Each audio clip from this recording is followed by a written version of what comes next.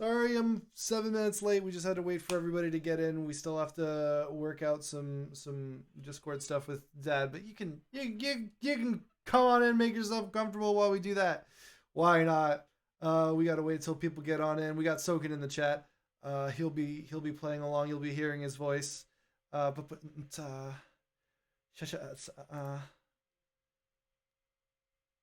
okay. I think my dad might be having audio issues, so I'm gonna call him real quick. I'll be right back. We're calling my dad. We're calling my dad. Hey, I'm here. great. You need to join the voice channel for yeah, you just have Mobius to trip. yeah, yeah, the join voice. Um, we're live on Twitch. Just click that. That's where you were before, right? Um, what's that? That's where you were Okay, before. here we go. I've got the Mobius Tripper and an unnamed one number. Keep forgetting how to get to Mobius Trip. Okay, so there should be bubbles on on the left side, and I should be the only server that you're a member of. Okay. So you should be able to hit that, and then at the bottom it should have a channel that says we're live on Twitch. But also, if you looked at our DMs, there's a link in there as well.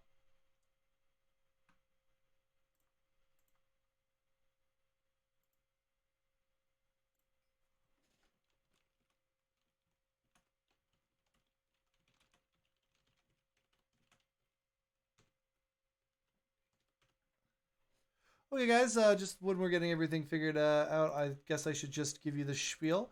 I'm the Mobius Stripper. If this is your first time at the Mobius Strip, well, welcome, welcome, welcome. I am going to be running a game of fifth edition Dungeons and Dragons with some folks on my Discord. But more than that, they are my friends. I'm going to introduce you to them all once we can all get into the voice chat. But of course, I myself am your dungeon master. I'm in charge of all of the rules, and I will do my best to be reading the chat. But I really won't be. I won't be in the mood to interrupt the game just to shout someone out or anything. So here we go. All right. So to introduce our characters for today's game, the token above me belongs to my dad. Dad, do you wanna say hi and say a couple things about your character? Hi. He's a gnome and he likes doing fiddling with stuff. And his parents own a store with goo guys that just are fun to look at, and Yeah, they do things. fantastic. Yes, and Marcus is a level 2 um, Forge Domain Alert. cleric. All Yeah. right, that's awesome. Next, we're going to look over. Sorry, I need to. I'm all mirrored up. So up in the corner there, we have Lemeth, played by Mark. Mark, tell us about Lemeth. Well, Lemeth is about 60 or so odd years, although he's not really counting at this point. He's definitely a half orc, only half, for real, only half. Old soldier, likes to kill stuff, loves heavy metal. He carries around his clan's sacred thunder lute, which he hopes to one day restore to its full glory. Fantastic, thank you, Lemeth. And finally, we have Soken right down there in the bottom corner. Soken, tell us about Soken, your tiefling artificer. Hi, yeah, I'm Stoken. I'm a tiefling artificer. I kind of showed up one day because I travel about. It's kind of my thing. Because I like to learn about tech and stuff, and I mostly was looking to sell what I had recently built and make use out of it. And if anyone can see the speaker on the stage there, that would be mine. And I'm here to help people create some wicked tunes and blast them off people's ears. All right, yes, you are. So yes, just to give everyone a brief recap, the party started off here where you see them. They are not here now, but I'm just going to give you a recap. So we started off with a focus on Marcus. No, I'm not using favoritism towards my dad. He was just the first player. Okay, so just leave me alone. He was yeah. So Marcus was a gnome in Gnome Town, which is a community that is just beginning the stages of integration after a war had kind of broken down the barriers between different races. Um, yeah, so basically, uh, in the past, before the war was resolved, you would have communities that kind of stuck to their own thing and were only around their own kind. And then the gods that they worshipped disappeared with no word. It was this huge conflict with thousands of soldiers just clashing with each other. Divine warriors and mystical arcane wizards and warlocks and sorcerers. Just a The good old complete days. the good old days where everyone had superpowers, but now um, there's a growing interest in technology to supplement the magic that left, which is also a very similar plot to a story that I'm working on and I'm borrowing from. But trust me, you're gonna want both because they are completely different experiences from one another. As this is mine and the other one, I'm just kind of like a writer creator on. But anyway, there's distinctions, and hopefully we have the lead on that team come into to play in this campaign so that we can kind of both share both roles in both worlds. So anyway, I'm rambling, but basically, Soken came into Goblin Town, where they're not super used to outsiders and kind of look at them sideways. Um, they got to meet Tully, the town blacksmith, and of course Mortal, the fighter. Um, and yeah, so Soken and Marcus and Mortal went into the forest where they found um, some imps and some devils, and basically what they eventually decided to do was venture deep into a haunted forest in order to get some adventuring under Marcus's belt. Um, and as they were about to leave on this quest, they ran into our friend Lemeth, who is a defunct soldier trying to find their place in this post war world. There you go. I said it and got it on the second try. But anyway, that should bring us to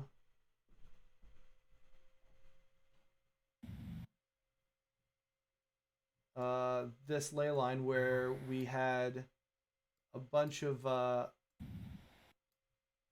enemies that are now gone. So these awakened shrubs are now asleep. Give me a second here, and I'm just going to bring this banner over. Sorry, I can't recommend Roll20 enough, but it takes a little while to get rolling. So hopefully you can see this. Sorry, I only have 2 screens, and I thought that'd be enough, but it's clearly not.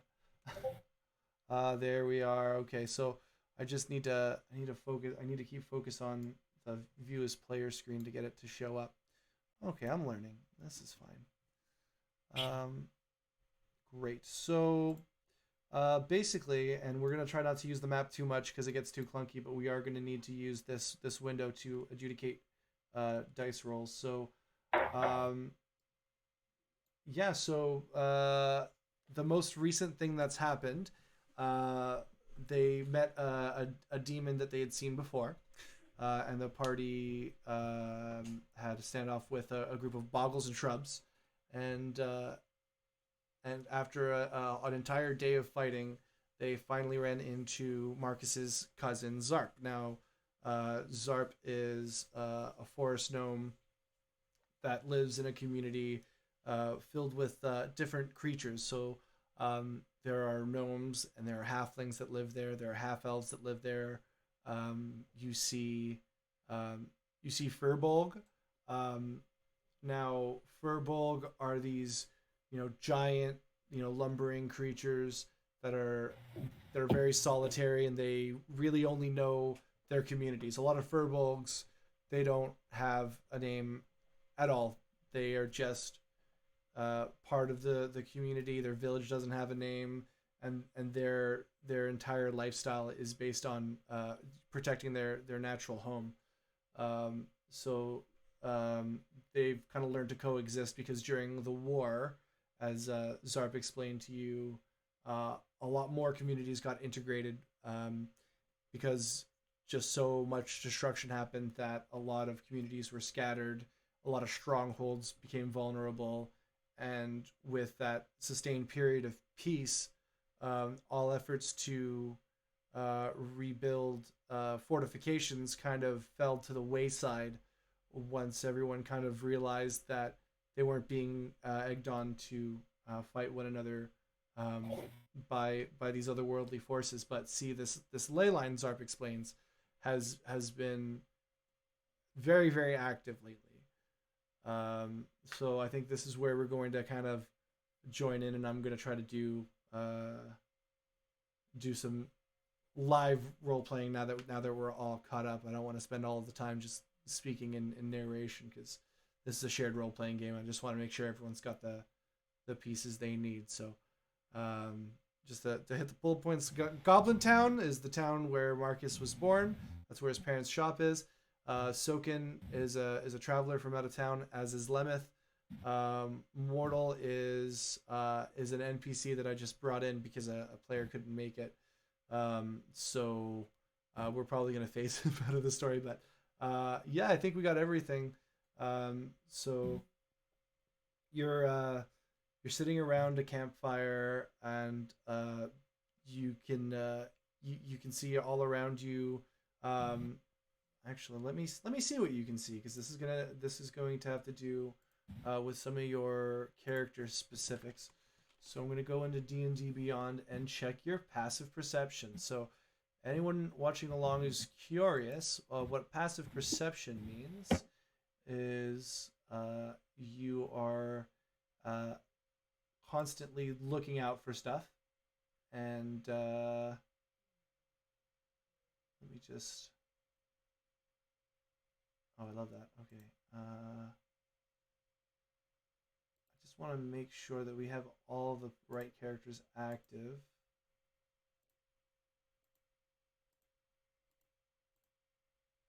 Okay, there. So I believe I have the extension that if you were to go on Twitch and kind of mouse over the screen, you would be able to see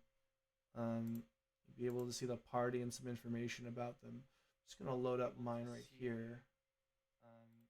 Be able to see the party and some information about them. All right, folks, we might have to wait a bit to get that online. Let's see. I thought I had this installed, but I'm not seeing a place for it. And it might just be because I'm the person running it. I cannot tell.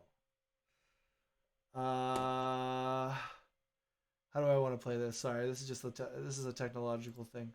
All right, I think we're just going to go low tech. So I think the person who might have the highest passive perception.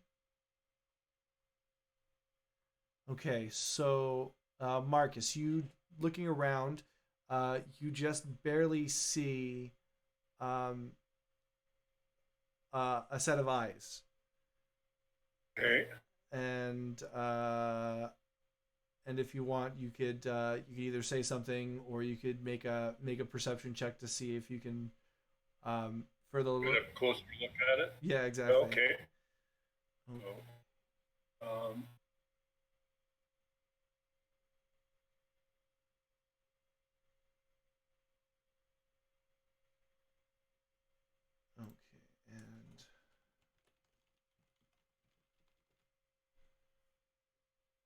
And I'm gonna put on some. Just getting to my character collections. Character, super shithead's character. Good. Yeah, we gotta talk about that too. Character builder for dungeons. I don't need that. I just need. Yeah, you just need to go to collections. Yeah, collection. Oh, collection my characters. I got it. And Marcus would be the one. Hi, Joe. I see a character sheet that looks awfully familiar. Insight. Roll on insight. It's a perception check.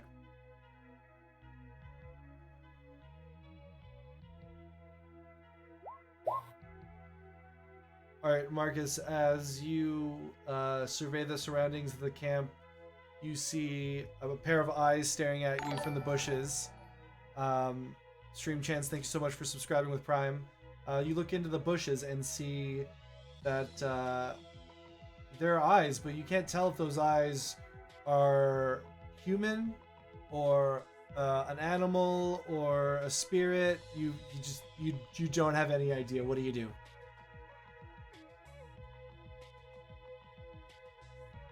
I'm going to say, what business do you have with us? And Zarp looks surprised and says, "Oh, I'm so sorry. I'm being rude." And then I can't whistle through my fingers, but they whistle through their fingers really, really well. And you can hear all around you the rustling of foliage as about 12 different people emerge, all of different backgrounds, and you see a furbolg among them with a heavy crossbow, and they kind of seem like they're in a position of authority, and they kind of speak up. They say, "These forests have been under siege as of late. I'm not sure how the outside world is taking it, but there are a lot of forces from outside of this plane, and we have to protect this place. I apologize, but even if you are in relation to our friend Zarp, I cannot say the same for your two companions, and we need to be cautious." How do you know I'm not a distant cousin? This It's my cousin. Dark is my cousin. He's a gnome. Zarp speaks up and says, yeah, well, you see, the thing is, I only really told them about my cousin Marcus, and there's some history there, and I was expecting you to come, but I didn't expect you to have such interesting friends with you. This is really great. Wow. It really looks like an ambush, but really, we're in constant threat of being attacked by undead, demons, and fey creatures, and all we're trying to do is figure out why our home has become so unsafe. So, what's happening? Lemeth, as soon as you say what's happening, they all start to look at each other, and a wood elf speaks up, and you can see that they have some glowing around their eyes that was the same color as the burst of energy that had come forth through the middle of this reflecting pool here. That last time shot forth with purple energy. So this wood elf explains, there used to be planes that connected, interplanar corridors that connected our existence with a myriad of other existences, and the power of these portals used to come from gods, but for some reason they're becoming active again. I haven't been able to travel to other planes in in 40 years, but I can feel a lot of my interplanar awareness coming back to me. So the only thing that we've been able to imagine is that the gods are somehow coming back, or they are not mad at us anymore. We're so confused as to why all this divine power left, but by all indications, it seems to be creeping back. Well, if they're coming back, then war can't be far behind them. The furball kind of nods along solemnly. There's so Zarp says nearby there's a destroyed temple, and there's been a spiritual force coming from there, and honestly our faith isn't that of nature, so these symbols, these artifacts, we can't understand them at all.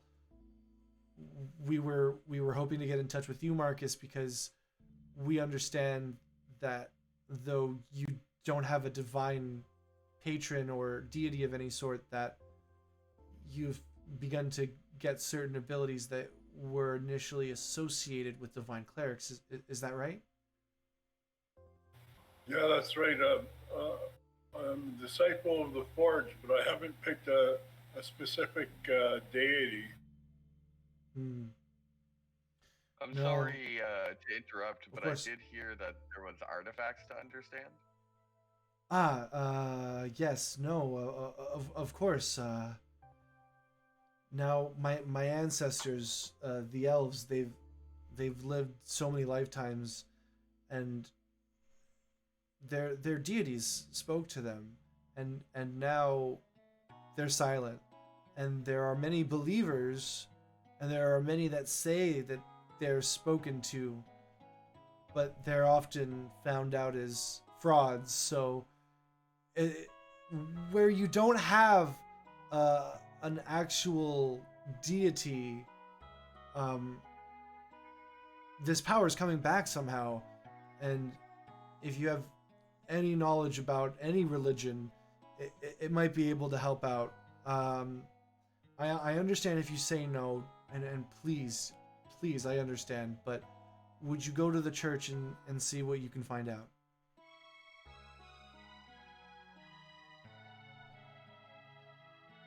Sure, we could do that. Can my cousin come with us? Well, you're talking, yeah, you're talking to your cousin. Yeah, can you come with us? And So we'll have backup. and Zarp explains that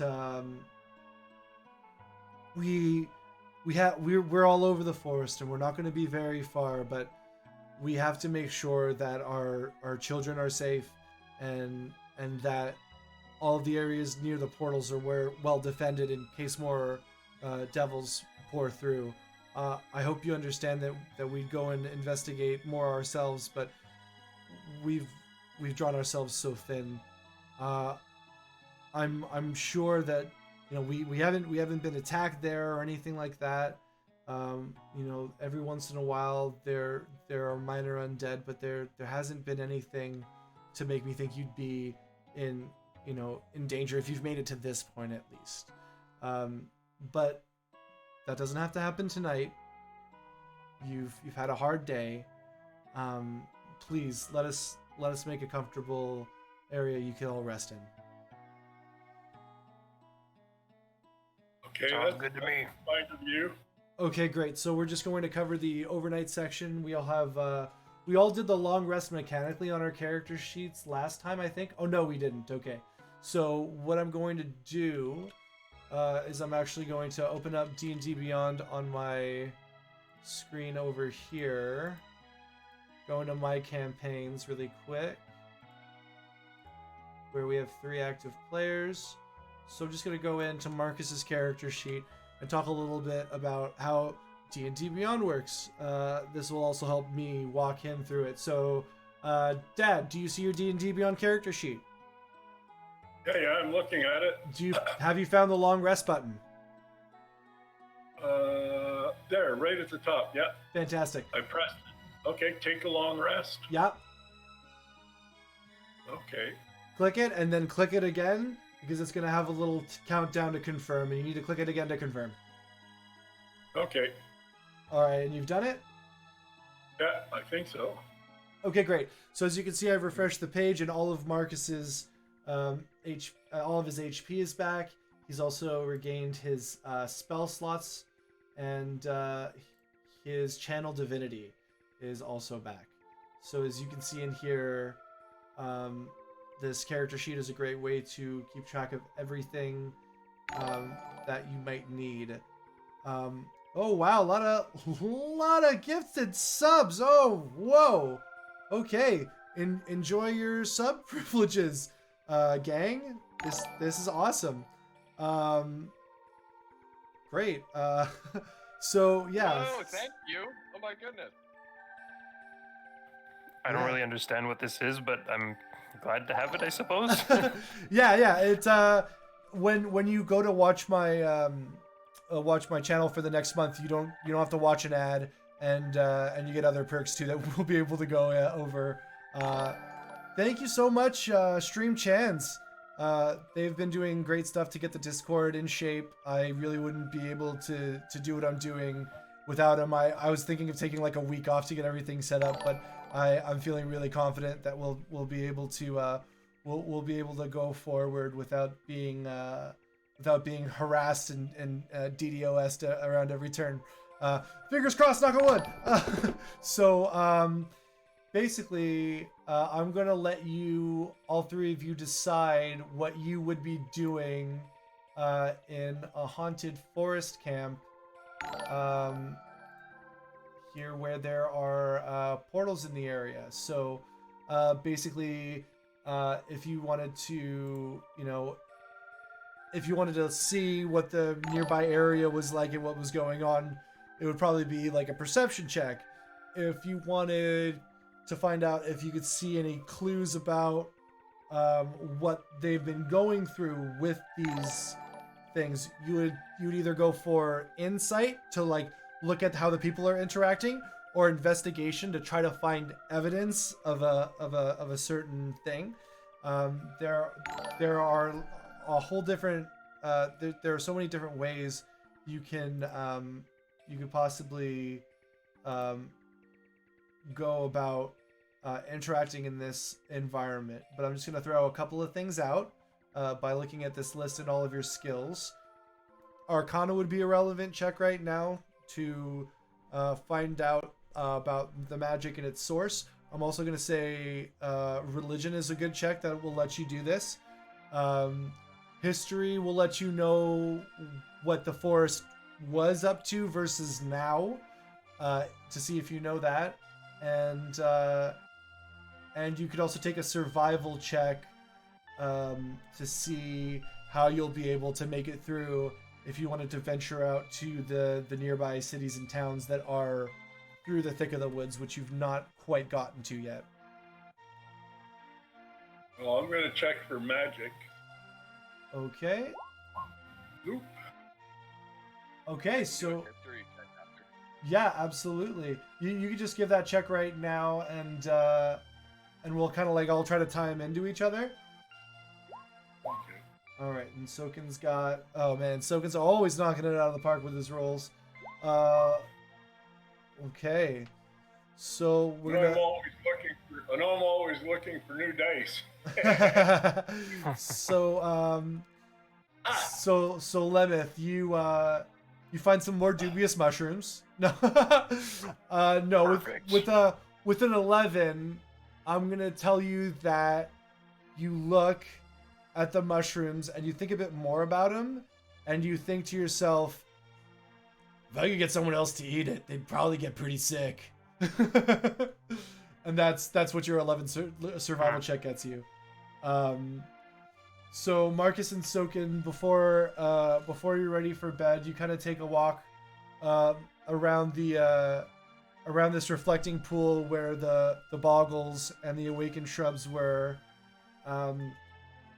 And this time you do have backup. So you're with you're with an elf and a half elf, both with longbows, and you're kind of looking at the area, and Soken, you can see a lot of traces of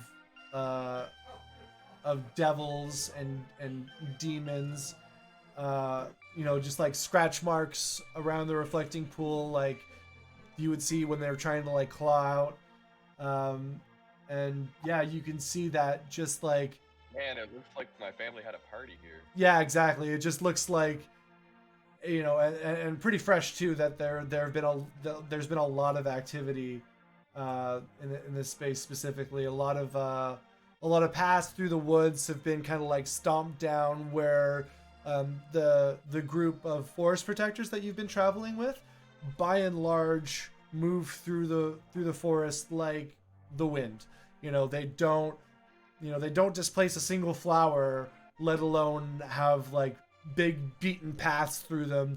And yeah, you also find singes. It's also kind of an investigation check, because when you're looking for like the history, you could see a lot of things have been happening very, very recently, and you can see kind of where there would be larger structures, and how that there are a lot of more covert domiciles that are kind of like covered in moss and behind rocks, where you find some pockets of forest dwellers just trying to make the most out of a bad situation.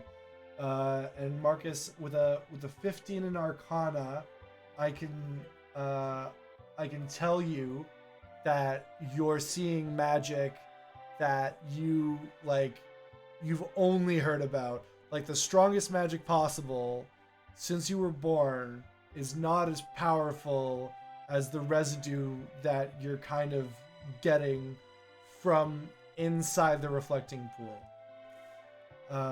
So you're all bedding down for the night, and Zarp says, I'm so grateful. I don't know what I would do if we would just have to wait and maintain until we were overtaken. There's only so much we can do to keep people out. We have to focus on what we could do to make this place safe again. After the war, all of the elders were in disbelief, and now to see our community getting attacked again, the fear in their eyes has returned, and I would do anything to make this place safer. And with that, you take your rest. In the morning, give me a second. Let me just move over to my screen where I can move things around in Roll20. In the morning, you find that Mortal has left you a note. And in the note, Mortal the Turtle? Yeah, Mortal the Turtle. And you get a note from Mortal that says, I'm so happy to have helped you find your cousin, but I have to get going. There are a lot of things I have to do to make sure Gnome Town is safe for all the young explorers and adventurers who aren't yet able to go off on their own. Marcus, I've taught you everything I've needed to, and with friends like Soken and Lemeth, I believe you will be successful in all of your adventures. Feel free to visit any time, but don't worry about doing it anytime soon. Mortal the Turtle. Okay. That's a long letter. Must have taken him forever to write at his speed. Yeah. You can be pretty sure that while you guys were trying to get to bed, he was getting that taken care of. So yeah, you guys wake up and it's the morning, and we're gonna work with Marcus now. I hope everyone's all right that we do this. I'm giving my dad a very difficult character class to play with. So we're going to look at the spells that he can prepare today. Clerics and druids are prepared spellcasters, so every day they can commune with the force of their divine power in order to make sure that they have the instruments they need for that day. So just to recap, Zarp has explained that you're doing a holy reconnaissance mission is basically the best way I can sum it up. We have your cantrips. I don't know if they're prepared or not. I can't remember at this point. But I'm pretty sure that everything we have is pretty good. I mean, guidance might come in handy, but there are better ones like bless would be cool. So I'm gonna recommend bless. This is a spell that will bless up to 3 creatures of your choice within range. Whenever a target makes an attack roll or saving throw before the spell ends, the target can roll a d4 and add the number rolled to the attack or saving throw. So with just a little sprinkle of holy water, you can make it so that everyone has a little extra chance at success. I'm going to say you're going to want Ceremony, which is a ritual abjuration spell that allows you to perform different religious ceremonies. So Atonement, you can touch a willing creature whose alignment has changed and make a DC 20 insight check. And then if you're successful, you can return them to their original alignment. You can bless water to turn water into holy water, but we're not going to be sticklers on material components. We're going to say if you have the spell prepared, it means you have the component. So we don't have to worry about that. Coming of age, a humanoid who's a young adult for the next 24 hours. Whenever they make an ability check, they make a d4, add the number rolled to the ability check. So it's basically blessed for one person for 24 hours. Dedication, you can touch a humanoid who wishes to be dedicated to your god's service. In this case, obviously, that's the Forge. So basically, you touch a humanoid who wishes to be dedicated to the Forge and being a blacksmith. And for the next 24 hours, whenever the target makes a saving throw, it can roll a d4 and add the number rolled to the save. And that's only once a creature can benefit that right. So coming of age and dedication both give bless for a specific reason, and it lasts for 24 hours, and it can only be used once for that entity. Funeral rite lets you touch a corpse, and for the next 7 days they can't become undead by any means short of a wish spell. And you can officiate a wedding by touching adult humanoids willing to be bonded together in marriage, and for the next 7 days each target gains 2 to their AC while they're within 30 feet of each other. And a creature can benefit from this rite again only if widowed. Dungeons and Dragons does not allow for anything else. Okay, but again, if you want to ad hoc anything in this game, I will let you do that. I'm saying for flavor purposes, we're gonna be happy we took that.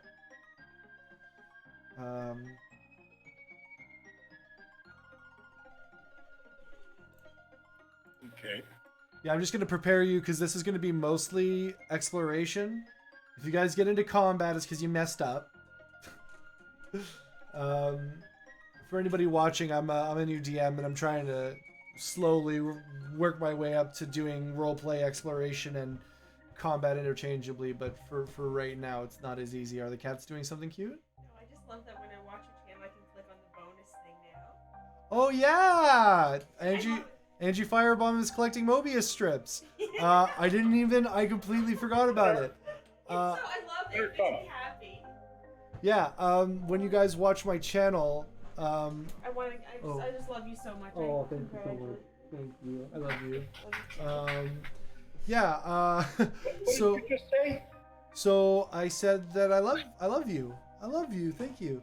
I wouldn't have made affiliate without you, so I love you.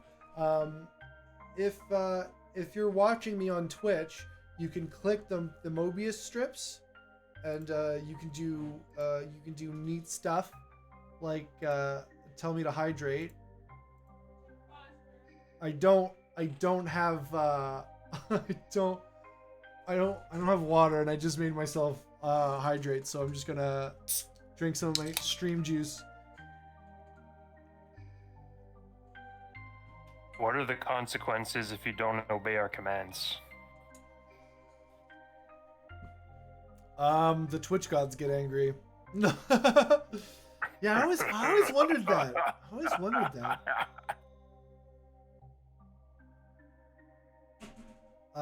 My mod Alex will cut you with his pointy moderator icon. All right. Let's just say that we want protection from good and evil. Identify is always prepared for Forge Clerics. We're going to detect magic and evil and good. And yes, I'm railroading my dad. We're getting him used to playing the game. I don't want to make him choose what spells to prepare with an audience. That's just a cruel thing to do, because it's a lot of reading and it's not entertaining. He's to be fair, when my dad played all of his Dungeons and Dragons, he had a card that had his stats and his inventory on it, and that was it. And my experience points, I forgot to say that. And his XP. So please understand that I'm not trying to throw shade at my dad. Way more complicated than that. I'm just trying to help him out. I'm gonna do the same thing for everybody. Now I'm pretty sure that artificers are like wizards. So Soken, you're good to go. You have all of your spells in your brain. Yeah, I'm good. Fantastic. All right. Okay. So I've got healing word and identify, but when I looked at my spells, I messed something up. I took manage spells, and I had a whole big list, and I've lost some of them. That's me. I switched them over for you. This is why I'm glad I picked fighter. Exactly. Yeah. Actually, I'm kind of half thinking I should like just retcon Mortal leaving, because I already have his token here and I miss him too much. Underwater Ambience is the best song. That being said, this is good too. I don't think this is the same one, but it's a good one. Yeah, this is Life in the Something. Life in the Mines. Sorry, I'm listening to Donkey Kong music. Which is not anything to apologize for, but here we are. So yeah, I think Mortal will kind of like just keep watch. I don't know why I wanted Mortal to leave. I love Mortal too much. This is why I'm a bad DM, people. I can't commit to my own choices. I'm like, that'll be more dramatic because there's going to be less people, but honestly, it's fine. Could always run into Mortal later. This is true. But I also like the idea of Mortal being like your watch, you know, like they're Doesn't really run very fast. We could still probably catch him. You know what? That's great. Thank you. So as you guys are heading towards the church where you were kind of pointed out to by Zarp, who was very apologetic when they couldn't join you all the way there, you find Mortal along the way, and yeah, you catch him and he says, "Oh, guys, I thought you were headed off to like the big city or something. Like I don't. Sorry, I was talking so fast. You startled me anyway. Yeah, I don't know why you guys are over this way. Are you did you drop something? What's going on?" Well, Zark said that there was some magic stuff happening at the church, and he asked if we could go investigate it for him. Oh well, yeah. A way to check that out. I was hoping to make it back to town at the end of today. And I was making all right time, but you know what? I'll be happy to stay outside and watch while you guys go in, and you know, just to make sure you're not gonna get scooped up by anything spooky, you know. Okay. All right, so now everyone can see the position I have your guys in. I'm gonna just flash over here. So here we are. Yeah, so if you guys want to, you can definitely start going inside and looking around. I'd like to check around the outside first Sure, to see if there's any or traps. Sure, give me an investigate check. Yeah. Let me give you control. Thanks, Soken.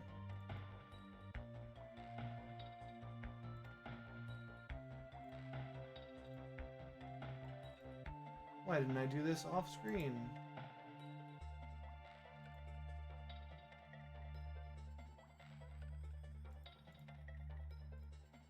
It's me.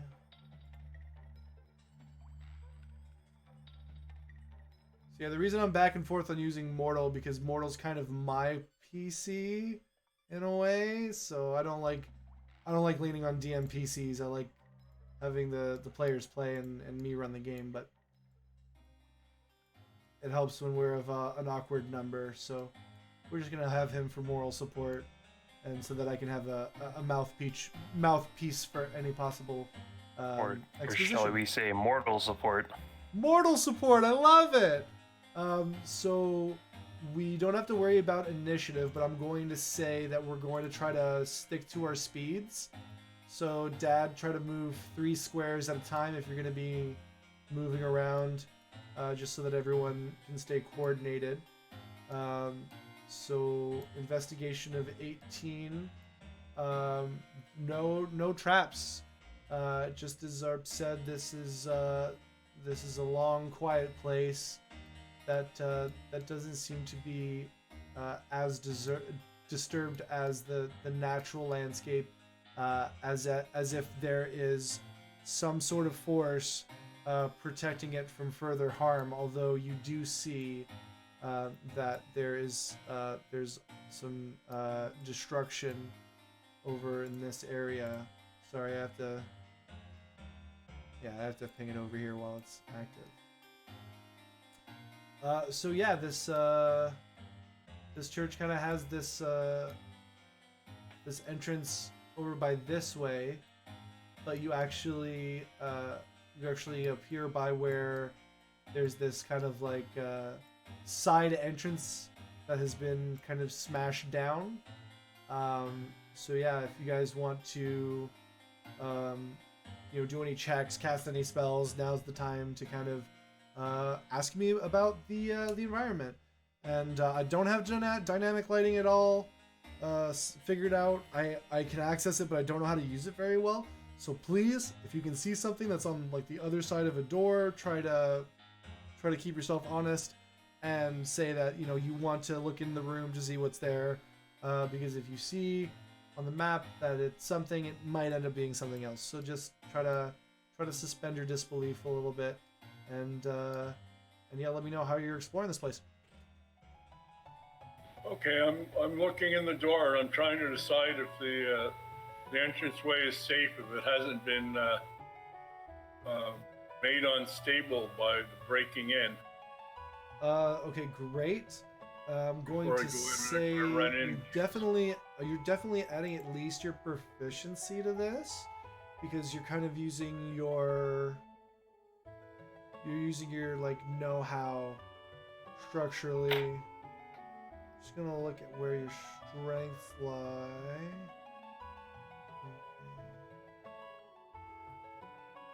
Just trying to see.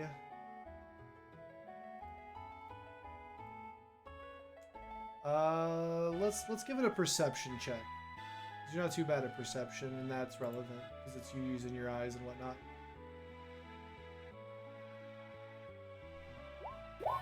Whoop. Perception. So this place could come down at any minute, but you don't think so. You think it's pretty sturdy. There's not really. Oddly enough, there are going to be situations where there are places with roofs and ceilings that you can see through.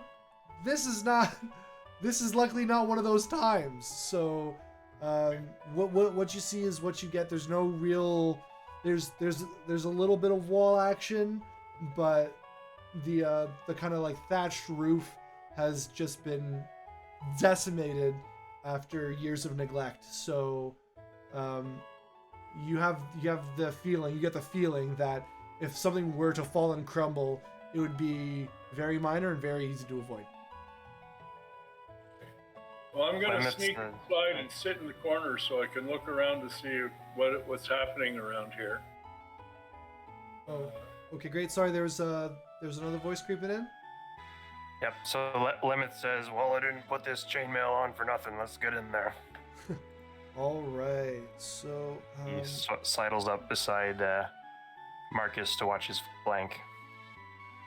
I was gonna take up the backside, but I figure I'll be faster than the tortoise anyway, so I'm gonna move ahead and tag along. cool, yeah. And then Mortal finally will just be right here, and they look at you and say, "Hey, I know I was kind of, supposed to be your guardian and your guide and whatnot, but this place kind of gives me the creeps, so just stand by the door, just in case, just protect you guys. Yeah, that's what I'm doing. I need to protect you guys." So he kind of just like sticks himself right in this doorway. And now, yeah, you can see that inside this area there are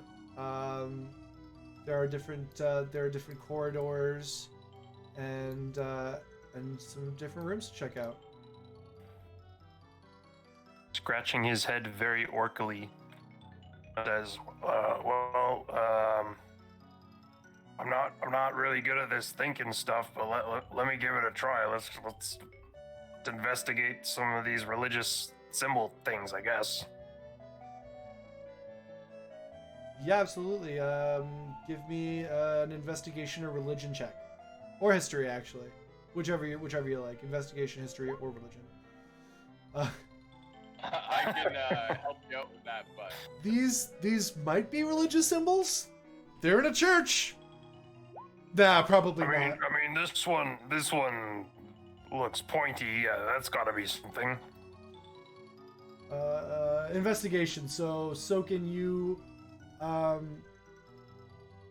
pull out the coins that you've gotten from the different enemies that you've defeated, and you can see a lot of similarities between the first coins that came from the undead and this place. The writing is very, very familiar, but this is the same forest as those ghosts were, so it's not altogether too helpful in giving you information you didn't already have. hey, Lemon, it's just like those coins that I told you not to mix with all your other coins. Yeah, I guess so. I guess I'm glad I didn't mix all those coins.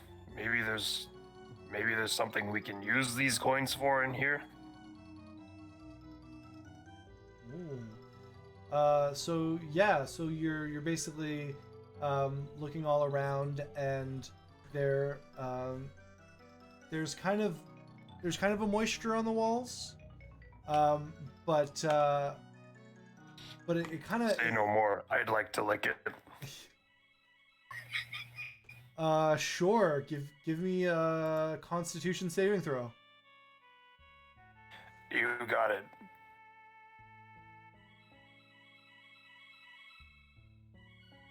Is that working? No, that didn't work, did it? Maybe. hang on. Give me a second. There you go. I have to be very, very careful which video I have up. Okay, great. So with a Constitution check of 7, I'm going to say that Lemeth takes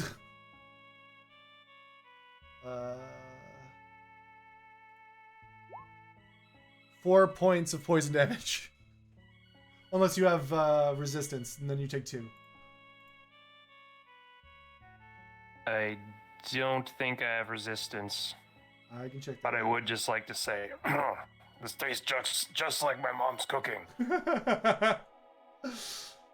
All right. Yeah, you know, you don't have any resistances, immunities, or vulnerabilities. So yeah, you just you get a big taste of mold, and it's gross. It's really gross. Just I like mean, the his mother's gravelly cooking, he dust. says. Yeah, the gravelly texture does give it something special. Too bad it tastes terrible. Lovely. I love it. Also, yes. Yeah. Also with that, you taste, and I'm guessing you kind of like, you taste like this corner right over here. Most definitely was that one for sure. Yeah. As you Was the most appetizing seeming. as you near it, yeah, passive perception of 11. So as you get here and kind of start reminiscing, you see that this this grave starts to stir. Like you can physically see it kind of start to, but not even that much. Like as much as I'm moving my hands, like not even that much. Just like a little breathing. You know, I'm Lemon, gonna have a look too. sorry. Okay, go ahead. That's okay. So Soken, you haven't talked barely all episode because we're pretty far from technology. But I don't want you just being quiet the whole time. So what's up? What are you thinking?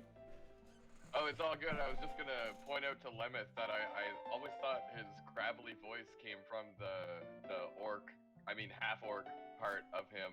Fork, yeah. Yeah, sorry. But now I think it might have to do with his aptitude to just shoving stuff in his face. It's a cultural thing. You wouldn't get it. Okay, well I'm here to learn. Okay, so Marcus, at this point, you're Okay, standing. I'm looking at that grave standing at that's this making grave. breathing motions. And you feel your breath start to quicken without you really being conscious of it. It kind of takes you by surprise, but you're breathing very fast and heavily, and you're trying to hear something, and all you can hear is the dripping of the moisture in this dank ruin. Would you like to cast anything, or would you like to do anything to this crypt here? I would. I'm gonna cast identify. I actually have detect magic. Okay, yeah. So Soken, you can definitely do the detect magic. So. Can I just give it a feel? Yeah. You touch it, and then you feel a fire. It's burning, and the burning is like the coals of a forge, and as you're touching it, you feel like there is a spirit that has been long dead, but is starting to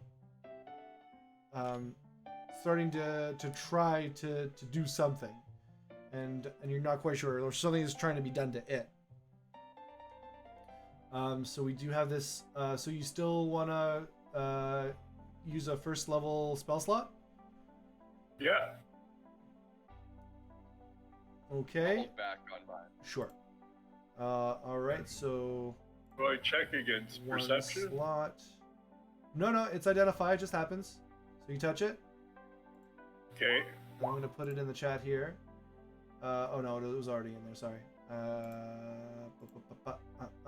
So basically, you're finding out whether this is imbued with any magical power, and so in your mind, you kind of hear the voice of Tully saying, "Now back long ago, if you would have just Sorry, I didn't catch that. well, Tully says. long ago, if you fell in battle, you didn't just wake up the next day. In the time of gods, they were really vengeful, and if you did anything stupid, or if you got yourself in too much danger, that would be it. So we would take the dead and we would put them in crypts to remember them. And the main reason we began to do this is because we had necromancers across the land that would come and interfere with our with our dead, and it would be very traumatic, fighting our loved ones who had already passed. And so basically that identify kind of harkens you back to this conversation that you've had with Tully, and you know that this is basically an abjuration effect that is kind of dwindling. Like it was cast 100 years ago, but it has a duration of 100 years. So you have the feeling that whatever force was keeping these souls at peace is becoming more tenuous and strained. Soken, did you want to do anything?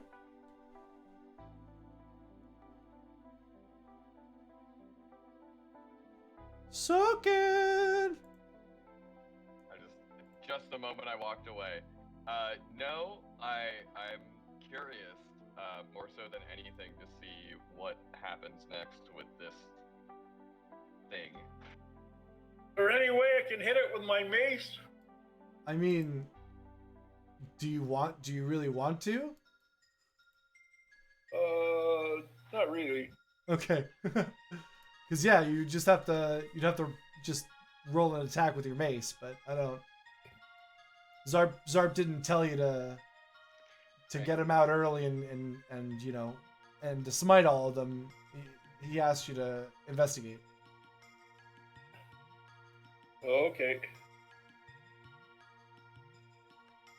But you grip your mace in contemplation, and you begin to hear whispers. Give me a wisdom saving throw. Got it. Okay.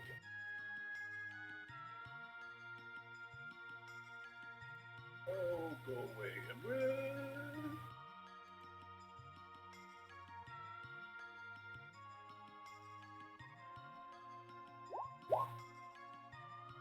22. All right. So as you grab your mace, filled with holy energy from the forge that Tully made specifically for you, and you hear a voice coming out of the crypt, coming to only you, and it says, "Leave this place." But you don't especially feel like listening to that. So you have successfully defended against being frightened. Alright, good. All right. So Lemeth and Soken, what you see is Marcus grab his mace and then kind of just like stop as if someone called his name, and then he kind of relaxed again. Because I like to poke it with the butt of my spear. All right, make a wisdom saving throw.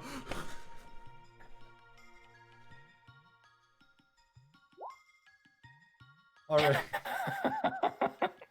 Oh no. Oh boy. Okay.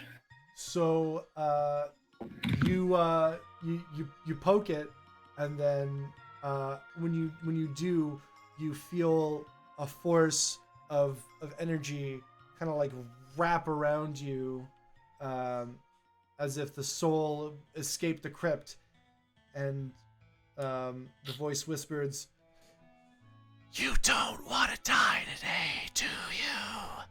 And you no longer Ghost. You no longer want to move anywhere near that crypt.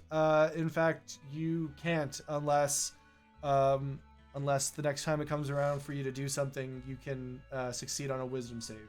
So I'm going to say that you're allowed to go kind of like up and over.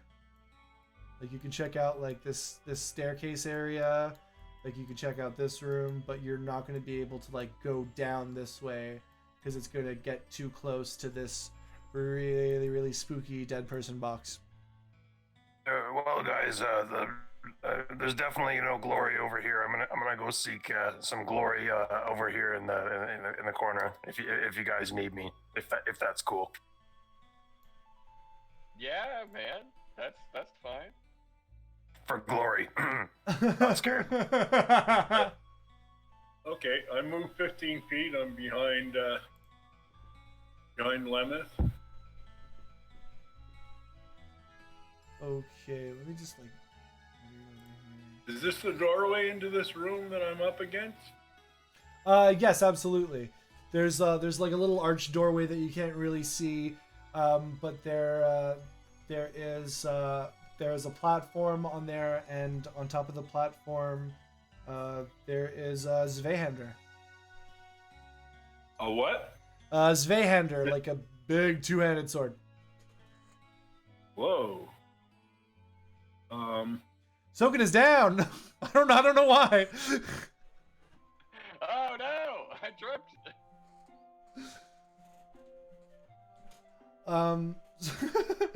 So yeah, you see. Yeah, I mean that's what you see from first flush. I mean, if you want to go further and do either a perception or an investigation check, you can see what's going on.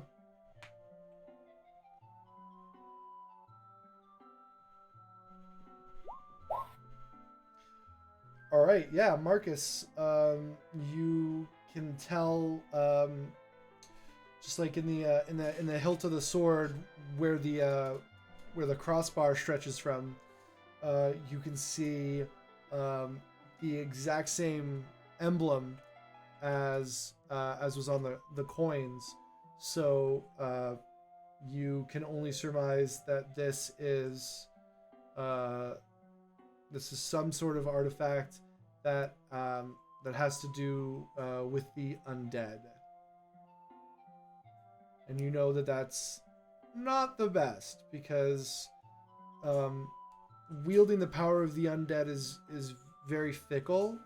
You know that clerics who tread the path of darkness could command great undead armies, but they were also liable to falling victim to their own power and being overrun by undead themselves. So between what you know and what you see, you don't think it's a good idea to pick the sword up. No, I'm gonna stay away from it. I have dabbled in necromancy. I mean, I've taught myself false life over the years. I mean, it's not exactly necromancy because it was through artificy, but side by side things, they look the same, right? Yeah, same school. Right. I'm not exactly planning on picking it up, but I'll do detect magic on it to see how screwed I would be if I did, or one of us did pick it up. Okay, now I'm gonna let you know that detect magic is gonna let you know that it has some sort of magic aura, and if you cast it, I'm gonna try to give it something extra. But right now, you're all pretty sure that if there's something magical and it's coming from this place, this is probably the source of it. And Lemeth says, I've got a pretty bad feeling about this, guys. I always like to poke stuff and lick stuff, as you know, but I don't want to touch this thing. Lemeth, give me a wisdom saving throw. That's fair. 10, good. Oh, Lemeth, you feel like you could go towards the crypt again. You just really don't want to touch it at all. So I'm going to say you're not frightened, but also you're not going to want to start mixing it up with whatever's in that coffin. You want to leave it be. Yep, sounds like a plan. Okay. There's still a lot of area to discover. The party has decided not to disturb this Zweihander, but they have clocked it as something to do with the old god of death. For fun, let's just call him Hades, because I've been playing a lot of Hades lately. So I'm moving along the corridor away from the door we came in. cool. To Lemeth, I was gonna say, Lemeth, if you're not scared about walking past here, why don't we just go straight south and check out what's down there? Oh yeah, no, definitely not scared. Yeah, let's do it. Let's go. Okay, as Okay, I backtracked here.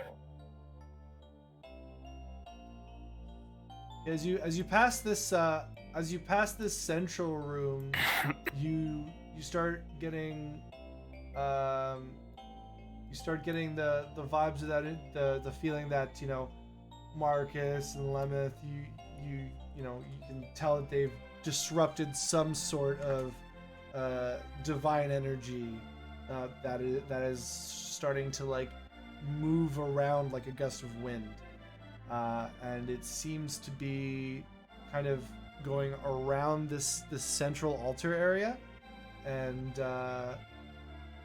yeah, by the entrance over here, you can kind of see that it's been overtaken by spider webs that have since been abandoned. Or I guess you could give me a nature check to see, a nature or survival check to see how recently there have been spiders and what kind of spiders. Lemeth would definitely like to check if there are any spiders. Yeah.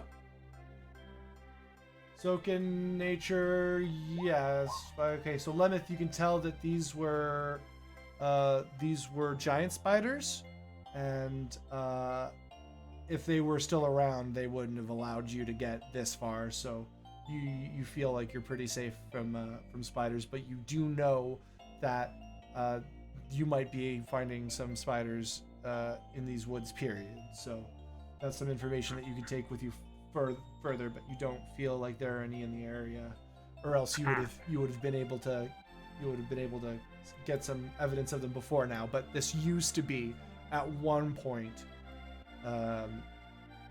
basically a squat for spiders. So yeah, Looks like this was at one point a squat for spiders. and I'm gonna say That's good, because all I saw was webs. Like, I didn't know what was going on. and I'm just gonna say that sorry, go ahead. Those are from spiders. Let me just try to get that back up. Lemeth, what do spiders taste like? Well, with the right broth, you know, you get some good ox bone broth. They're pretty good. They had a nice, delicate crunch. A perfect garnish for any dwarf hair pasta. Honestly, they're delicious in the right dish. Oh, good.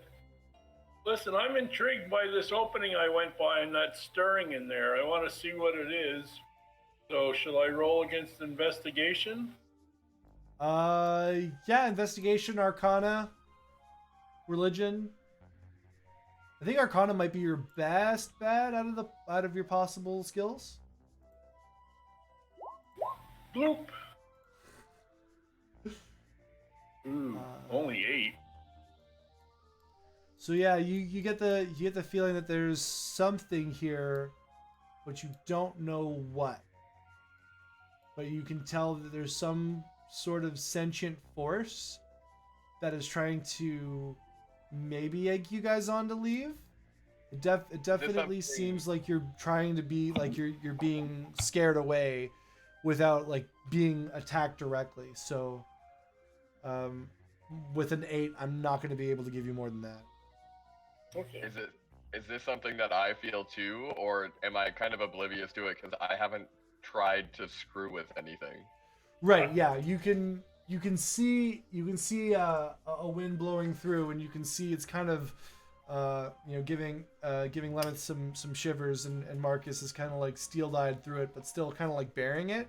But yes, you do feel like you're experiencing it secondhand, mostly. Okay, I'll go back and help Marcus and do an investigation check on that room. Sure thing. This should go well.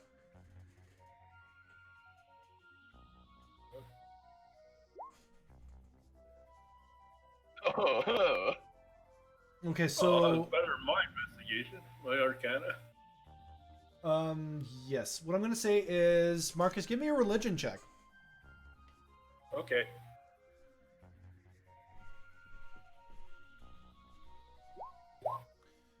A 13. So back to Tully. You know that this room in the center of the temple was where they would take possessed people. During wartime, it was very, very common for entire forces to be charmed. So this was a place to kind of to heal the mind of its sickness. It would be where, if your alignment was changed in mechanical terms, that you would be able to get it switched back. If you were cursed with like lycanthropy or vampirism, this would be a place where you could come and restore yourself. So this is kind of like a room of restoration and peace, and that's pretty much all you can tell from this area. Can I do a history check to see if I remember anything about this place from the war? Absolutely, yeah. Jeez. The thing you know about religion in general is that it's what people use to justify killing each other a whole bunch. And that's what you remember. Yep. Don't really have any recollection of this place.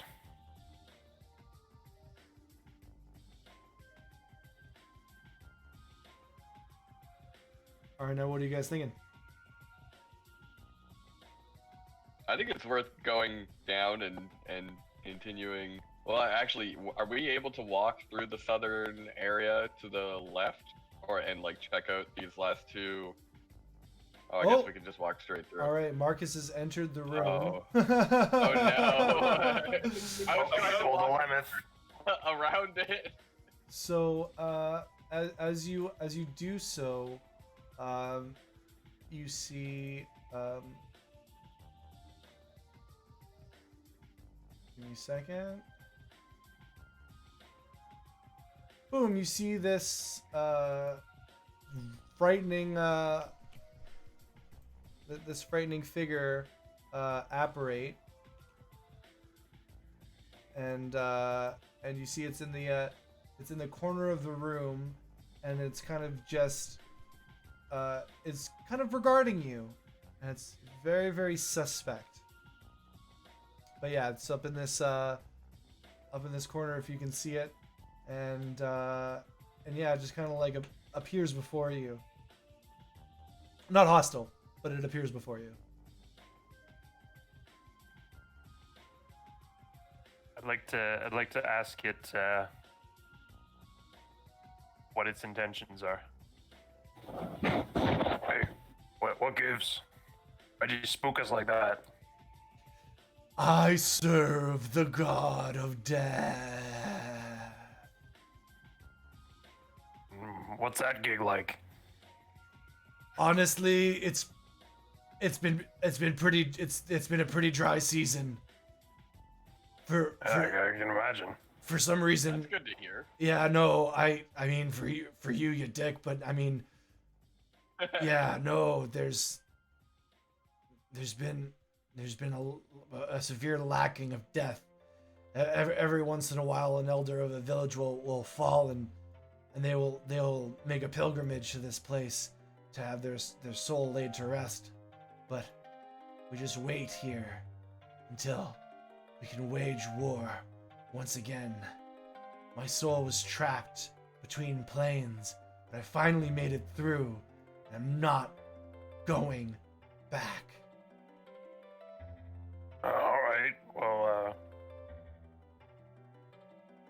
for something? Roll for something. Do you need any help? Is there anything we can do for you? You can die. and as they say that, which is kind of like rude because you were just trying to be helpful, you see another spirit come from the other corner of the room, and this time they do seem pretty hostile. So This is what I get for trying to help. It would be super nice if everybody could roll initiative, but I'm going to try to set up something here first. Or that. I can just plug it in.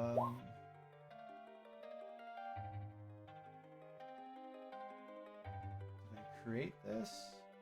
Okay. I like these dice. Yeah, I think I got your dice from last time. This time around. Okay, 13, 16, and 20. Rolling nothing once. So I'm gonna roll. I thought I had these guys unlocked. Let me see here. I like these dice too. I gotta go back to my campaign and get this all set up. Won't take long. Because it's saying 3 players, but then it's factoring in 4. I thought I already had this encounter made. I'm not gonna make it on the fly. I'm not that smart. Let's see. Well, yeah, we'll just do this and make it work if we can.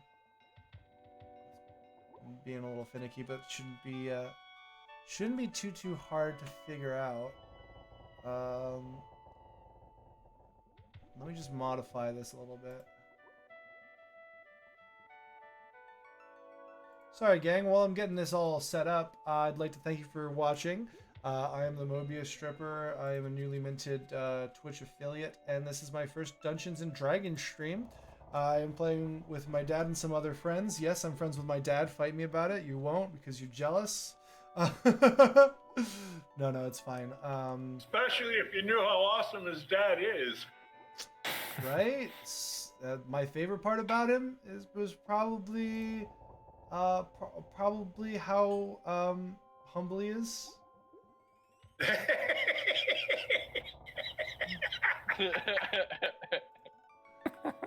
Wink, wink.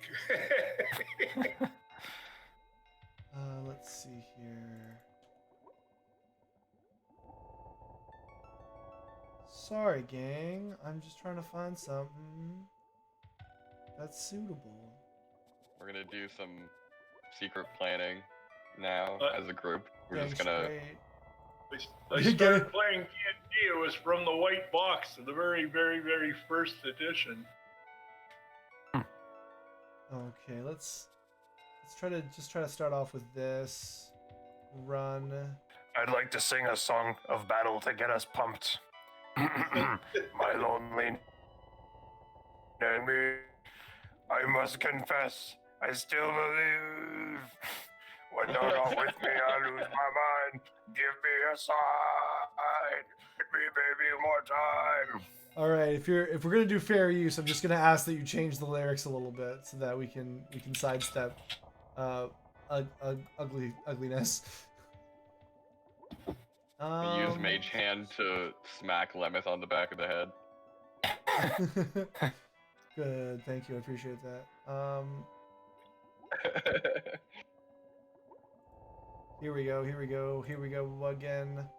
Okay, so there we go. That's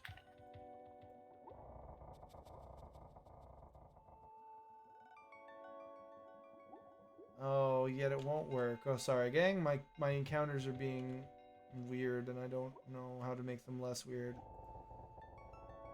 Because I'm changing it, and I'm changing the preset to my campaign. Yes, this is done. I click run encounter, and then then it goes back. What? Is he close enough to me so I can caress him with my my mace +1? No, you have to be. You have a range of 5 feet with that. That means that you have to be in adjacent squares.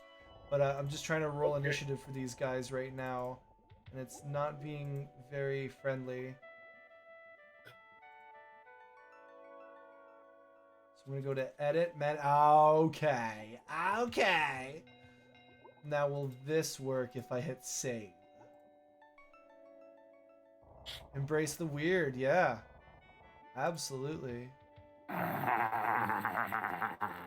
Okay, great. So I'm gonna go auto roll initiative for a 17 and a 7. Now I don't know if I'm lucky enough that the initiative tracker is gonna come in like it did last time, because I didn't ask it to. It just showed up. But it looks like we're not so lucky to get the tracker show up. So I'm gonna see what I can do about that. 'Cause I'd really like to. Oh, there There it it is. is. Oh, yeah, there it is. All right. Now, I don't know how to manually input these, so we're gonna take a mulligan on those initiative rolls. Okay, re-roll. Oh my wait, no, I initiative. can put them in manually. What am I doing? What am I saying? I was gonna say, come on now. It's just- Yeah, Token got a 20. Yeah, yeah. I don't want to manual Yeah, entry. the rolls Manual are- entry. No, yeah, no, no, yeah, yeah, no, yeah. Yeah, I'm not seeing an override, but that's cool because we can figure this out. There it is. There it is. Cool. Yep. Sorry, I have a window open for Streamlabs, and that shows me the screen as a player, and that's the one I was looking at. So of course you wouldn't let a player go in and mess around with the stuff, right? So, duh. It's a big duh moment.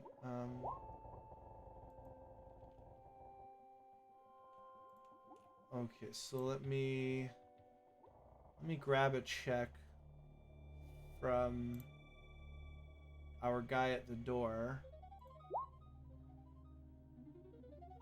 And then That .92. It'll never go away. well, you know, it's you got to be able to break ties. Also, yeah, I have multiple initiative windows open. Sorry, I have multiple character sheets open. No, what am I trying to say? Multiple Roll20s open. So that'll happen. So 19, Soken, 0. Geez, no, 17. That's better. No, I got a 20. Enter. You got a 20? Why am I seeing? Yeah. Oh, because Yeah, I made you you do it rolled again. two Let me of roll them. it again. Yeah. You Never rolled mind. 2 of them. Never mind. Yeah, I'm You super rolled dumb. 2. All right. You didn't need to re-roll it. Okay. Oh, have I been just going through turn orders? Okay, yeah. Top of the initiative order. Okay, Soken, you're first. I think we're Firebolt. feel like we're ready to go. Okay, Firebolt, the first one or the second one. Okay, give me that. Give me the Firebolt spell attack on the left side of the text of the spell.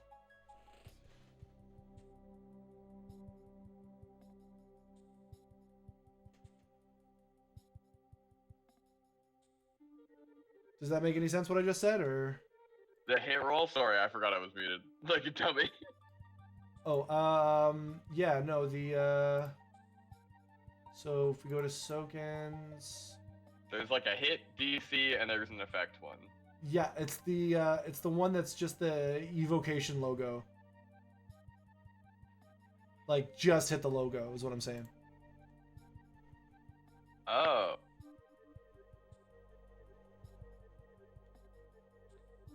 Jeez, I feel dumb. That's okay. If you're watching on the stream, I'm mousing over the area right I now. don't have that logo. I was Should have looking at the spells, not at the actions. My bad. That Okay, that's completely understandable. that'll do it. Okay. Great. So 25 absolutely friggin' hits. So good job. For 4 damage. It's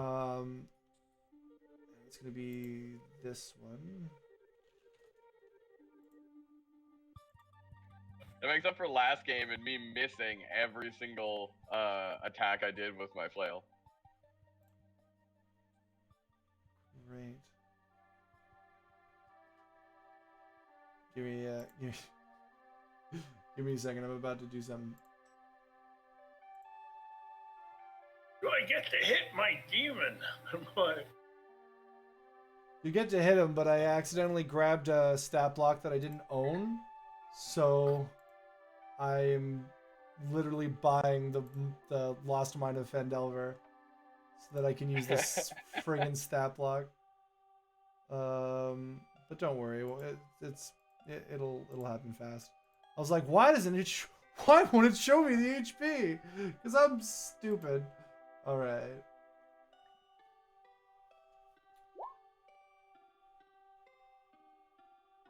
But suffice it to say, that was not a lethal hit. I just have to remember to do that. Damage. I was so close to critting. Would have been nice. Okay, so what's going on here? Marcus, would you roll for initiative? Why is this 13? Yeah, sure will. Why is this why is this out of order? Oh no. Let me hit this. There we go. Oh, yeah. There we go. Making It's not my zombies turn, it's one the- thing. Yeah. It's not my turn. It's the ash zombies. That's what I'm trying to say. You rolled a 16. You gotta you gotta wait. You can't click to test things out because then it ends up in the chat and I get confused. Okay, so I am pretty sure that took. Oh no. Oh no. This is terrible. Okay, let me. Great. Does anyone remember what their initiative was? Because I had to redo that, and they both got 22s. And I Mine- remember one of them was like a 19, and the other one was. Mine was a maybe 13. 13. Oh Mine no, was the a 16. 16. yeah. I'm talking about the bad guys. If you remember, I can scroll The up and ash get yours. zombies, one was a One of them 17 had- and one one was a was a 7. 17 and 7. Thank you. Yeah. 17-7, yeah. 17 and 7. Thank you so much, guys, for being patient with me. Again, first time Dungeon Master. Definitely not used to all these tools yet. But the fact that I have people that are here to help me tell this story is great. So thank you for your patience. I'm gonna hit Numlock again.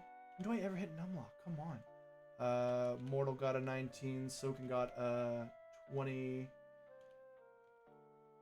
Okay, and then I go here, and then I go descending order. Soken took their turn. It's Mortal's turn, right? Everyone's on the same page? Yep. Yeah. Fantastic. Sorry about that, gang. Really appreciate the patience. So, Mortal hears you engage. Here's the firebolt go off, which actually I can now apply that damage. Okay, great. So you hear the firebolt go off, and Mortal is like, "Oh, don't worry, guys. I won't let him escape." And it's the ash. Great, thanks.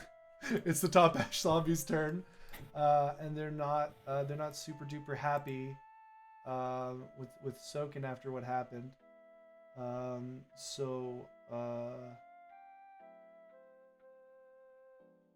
They're going to go for a slam attack on Soken, so they're going to move up, and then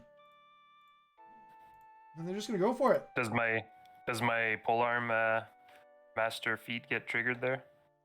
They entered my range. Yes, they entered your glaive range, so you roll your attack first to see if they even can connect. It's a regular attack? Yeah, roll your regular attack. Okay. Okay. Let's see that. Dang. It's a hit. The hit? Okay. Yeah, you it's like Man. you know when like two people are fighting and someone's like, "Oh, come out, they're fighting," and it's just like the weakest, lamest fight ever. But like you connect with like a really like bad hit, but still in like a really bad area, and you can kind of see the it's like I haven't statted as an ash zombie, but the spirit is extremely unhappy with what you've just done to them. I'm gonna send you back to your boss. As they take Hey, 13 thanks, man. damage. I got you. All right, this is a really sad looking spirit right now. Next in the initiative order. Oh yeah, sorry, they went for Soken with a 15 to hit. That is my armor. Okay, great. So they connected for 6 damage. So Soken takes 6 damage. A whoopsie hit, as we call it in the biz. A fish named Eric. Yeah, so that's all those ouchies done. Marcus, so you've already made your move. We're not going to use your attack from last time, but yeah, what do you want to do? As if we don't already know. I want to try out my mace on him. Absolutely, go ahead and attack from the left. Of course, 12 is a hit, 3 damage to the second spirit. That's 3 damage right over here, and you can see they get rebuffed, but only slightly, and they start looking real mad. Lemeth, it's your turn. Time to teach you some manners.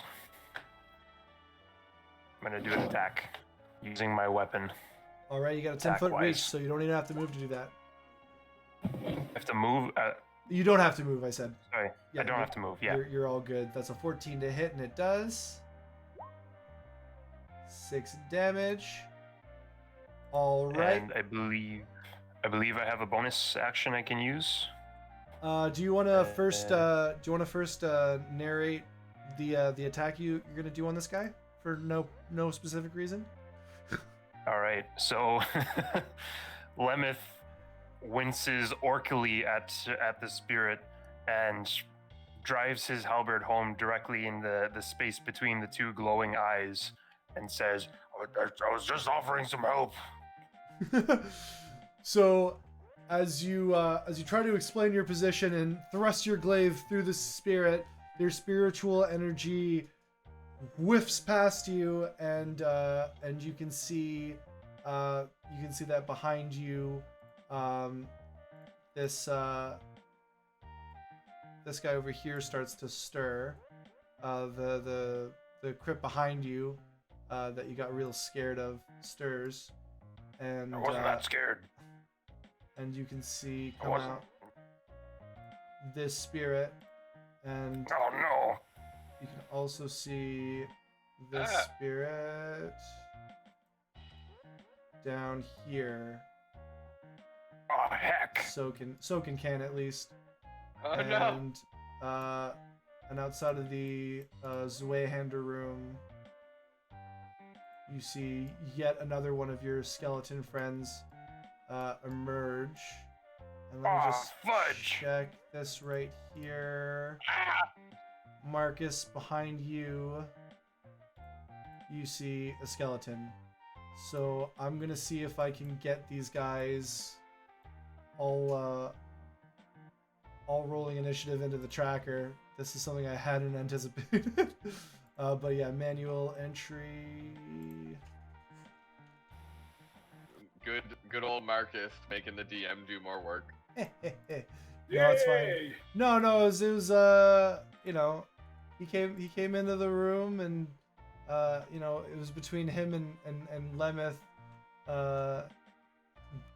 being just too irreverent that these spirits were stirred to violence. It happens. So, or they're skellies, I should say. I guess it kind of makes sense since my character is used to. I'm used to going around to different worlds and stuff like that, and just kind of treading lightly and knowing that people really get angry very easily. And so if I'm in this area, I'm walking around ever so, lightly. Yeah, awesome. Thanks so much, Rutabaga, for the follow. Yeah, so I don't know how to track this other thing, but I think that for now, for the sake of plot, we can see that these kind of oh, thank you so much. Oh, so yeah, you can see that these spirits are kind of just being sentinels. They kind of just they're just like kind of like staying there, and they don't seem like they're entering the battle as much as they're trying to just look real threatening. So yeah, we'll just say that, and hopefully I'll be able to have people join initiatives later. But for now, it's just a bit too messy. So we'll just do a complete different initiative once these spirits have been dealt with. But yes, you have a bonus action back to where we were, Lemeth. Okay, perfect. So I would like to use my bonus action on that same guy who just spawned all these other skeletons. And Oh, that hopefully guy's gone. That guy, he's dead? Yeah, you can yeah, anyone who wants can give me a religion check. Sure, let's try another religion check. I'm sure I can't get another one. Oh man, yeah, you all pass. Okay, so everybody knows that what that spirit was responsible for was to maintain the the ward. So basically, him and his spirit companion are trying to protect this place and make it ready so that when the god of death arrives, that they have, they're basically trying to protect it from other necromancers. That's not something that I should tell you, but basically that's why it's there. You know what? 2 of you got over 20 on the religion check, and Lemeth of everyone got 19. So yeah, they were just feeling spiritual. Yeah, they were there Lemeth to make rolled sure. a nat 20 with a -1. Oh, that's true. Okay, so Lemeth, you remember fighting necromancers of the god of death before. It was a little bit hazy because I mean, it's not like you were ever talking to these people. You were mowing them down, or completely screwing their numbers up with the magic Trimming the hedges, abilities. as we say. Yeah, exactly. You were either doing your martial thing, or you were playing your thunder lute to embolden your allies or confound your enemies. So you know that there's basically a chain of command where the necromancers create wights that create armies, and basically there's this whole management chain. So you have a feeling that these are like foot soldiers and lieutenants, and these 2 lieutenants have been here for a long time, and they've been surviving on a bare minimum level of that divine energy to keep the dead basically preserved for their Lord of Death, which is odd because the Lord of Death that you remember, Lemeth, specifically was not the quiet take a vacation type. So as we covered in a previous as we covered in a previous session, have a life. Yeah, there seems to be there's like this force that's kind of moving its way up the ladder to become the god of death, is kind of the vibe that you get from all of that. So I'm going to give you that. So that being said, we're just going to say that these skeletons are kind of like out of combat because they don't really know what to go off of. And Marcus, yeah, there's 2 nat 20s. Guys, stop cheating. So yeah, I like these dice. I want to keep them. So yeah, Marcus, with that nat 20 religion check, you weren't around for before the war, so you don't get any of that. But Blaze, your mentor in the Enchantment Inn library and archive, you remember him talking about the god of death, and basically the prophecy of the god of death that was, basically turned into a chant, a mantra by their followers, was that death is a guarantee, and like the death is just the beginning of a new obligation. And so you understand that the motivation of these spirits is to wait, is to wait until there comes such a time where death returns and claims not only the very old, but the sick and injured as well. So yeah, that's all. That's what you can tell from that event. But you can see the skeletons are kind of like standing at attention, like they're waiting for a command. They don't seem like they're about to wander around anytime soon. Am I still able to do my bonus attack Yeah, you can do your bonus on attack. one of these guys? Yeah. Okay.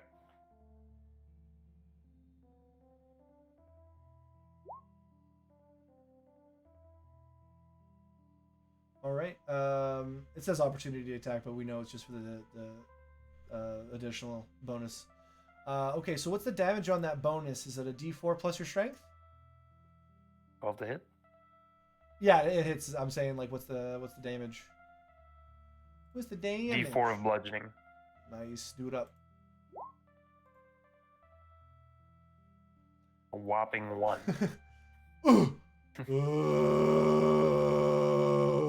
Oh man. Any, Whiz! any movement? I think I'm gonna sort of position myself here Thank you. and soak in these guys. Okay, great. Also, let me just Try and, Keep on watching his back there. let me just say that this spirit dissipates, so they're totally gone. Yeah, absolutely. And that's your turn. And the second ash zombie is going to go for Marcus. Oh, actually, I should have made a Constitution save for this guy to see.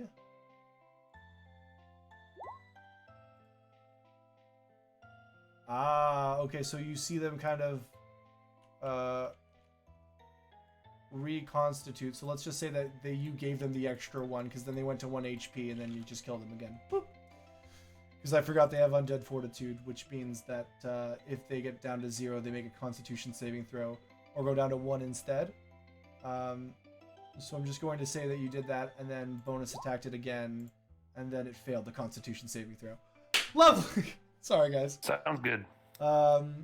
Yeah, I was hoping we do just like a little focus on battle, but not too much.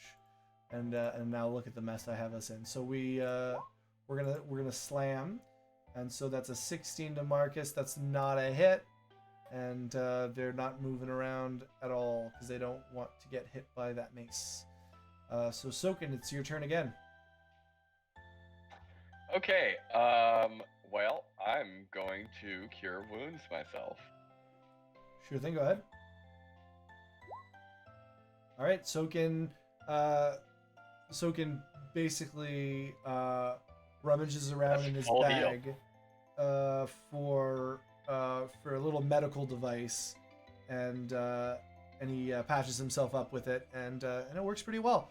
Any movement, healing word's a bonus action, so you still have an action. Yeah, I would like to.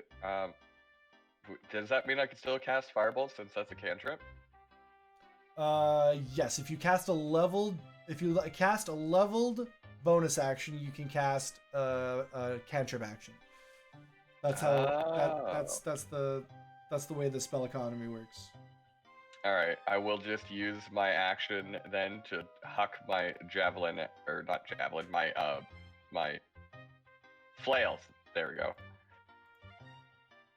You don't just want to do another fireball? No, I don't. You want to throw your flail. Okay, throw your flail.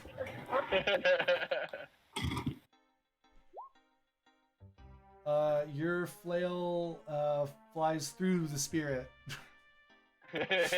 Sounds good. So it's on the ground right here. Alright. Same square as this guy. Alright, and now any action? I will move in.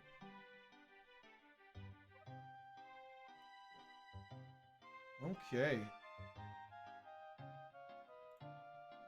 Mortal realizes that this fight might be getting more serious, so he trots in here, and he goes for our friend up here with his Maul of Warning.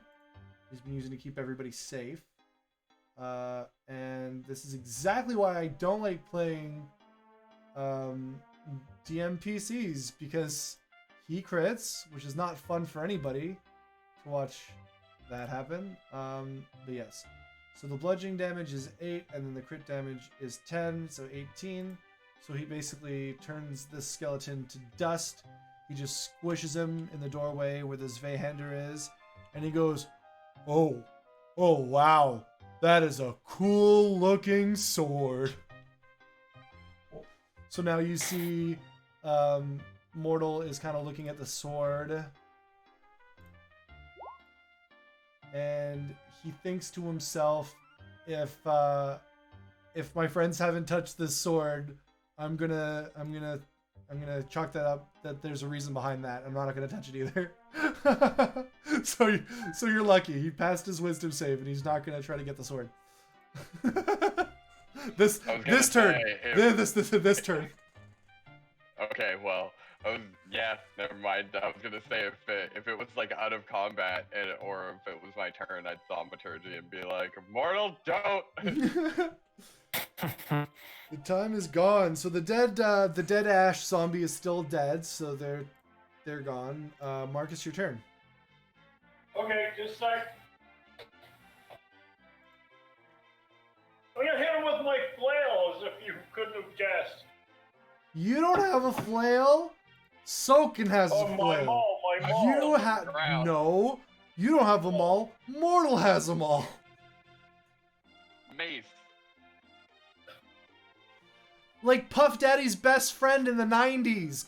Come on. Wow. All right. Oh, 13 bludgeon damage plus 4. Yeah, that's a hit for 4 damage. So this guy's gonna go down, and they definitely don't seem. They're a fish named Eric. There were 2 spirits on either corner of that room. Don't worry about it. I had a comment being like, he got redeaded. What? No, that's different. There are 2. The one in this corner is dead. The one in this corner is still alive. But maybe not for long. Marcus, do you want to use a bonus action movement? Anything? Yeah, let me see what I got.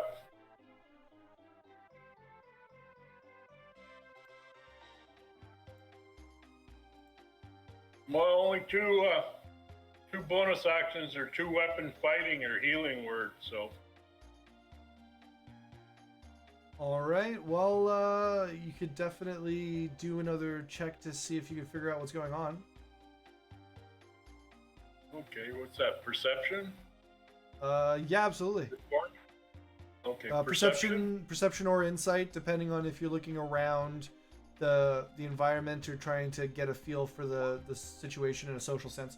So insight, you see the insight into this spirit's eyes, and you can tell that for the longest time they've just been warding people off, and they've had many successful battles, but that was through many years, and they look like they're slowly giving up hope that the God of Death will ever come find them. And that's what you see. Okay, that's good. I think so. So that's Marcus's turn. Lemeth, you're up.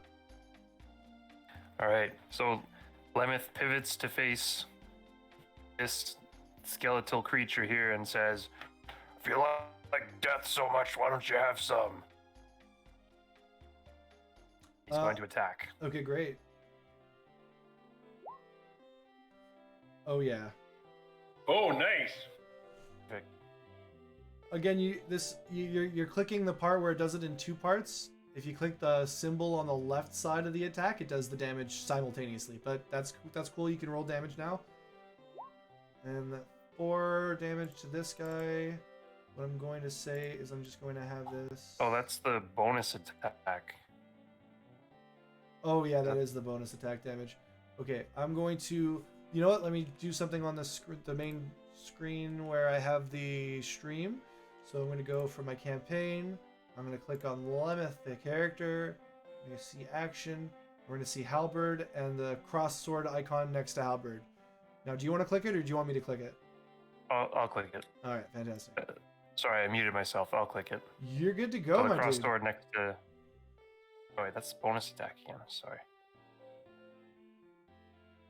Jeez. Just the damage, right? Yeah, just the damage. You already hit with a 19.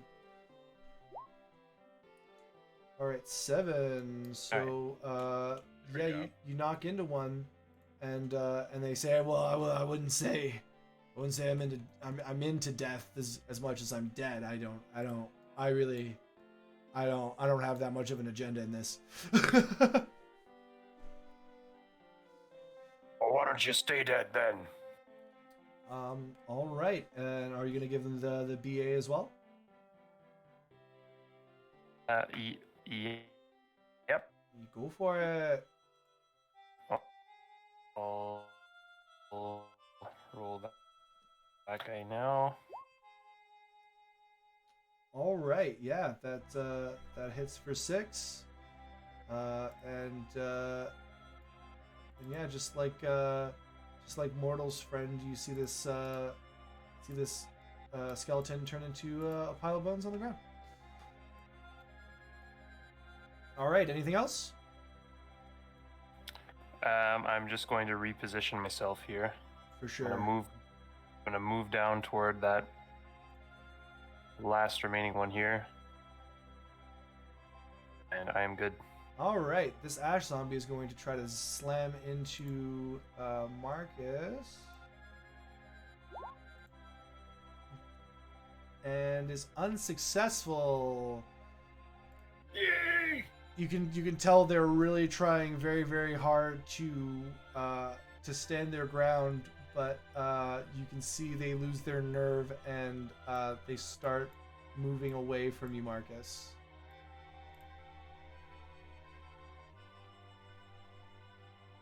This is when you say, "I'd like to do an opportunity." Yeah, that's it. So yeah, I guess I'll use my maul for that. Yes, your mace. Mace, that's it. It's right there in your token. Yeah, a 10 hits. So as it's trying to escape from this corner that it's in, Marcus, you lash out with your mace, glowing with the holy energy given to you by Tully, and once again, a little more damage is shaved off, but this thing is still going strong.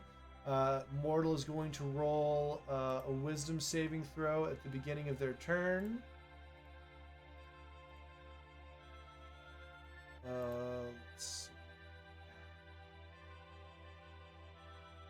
Sorry guys, I am really bad at managing all of my tabs right now.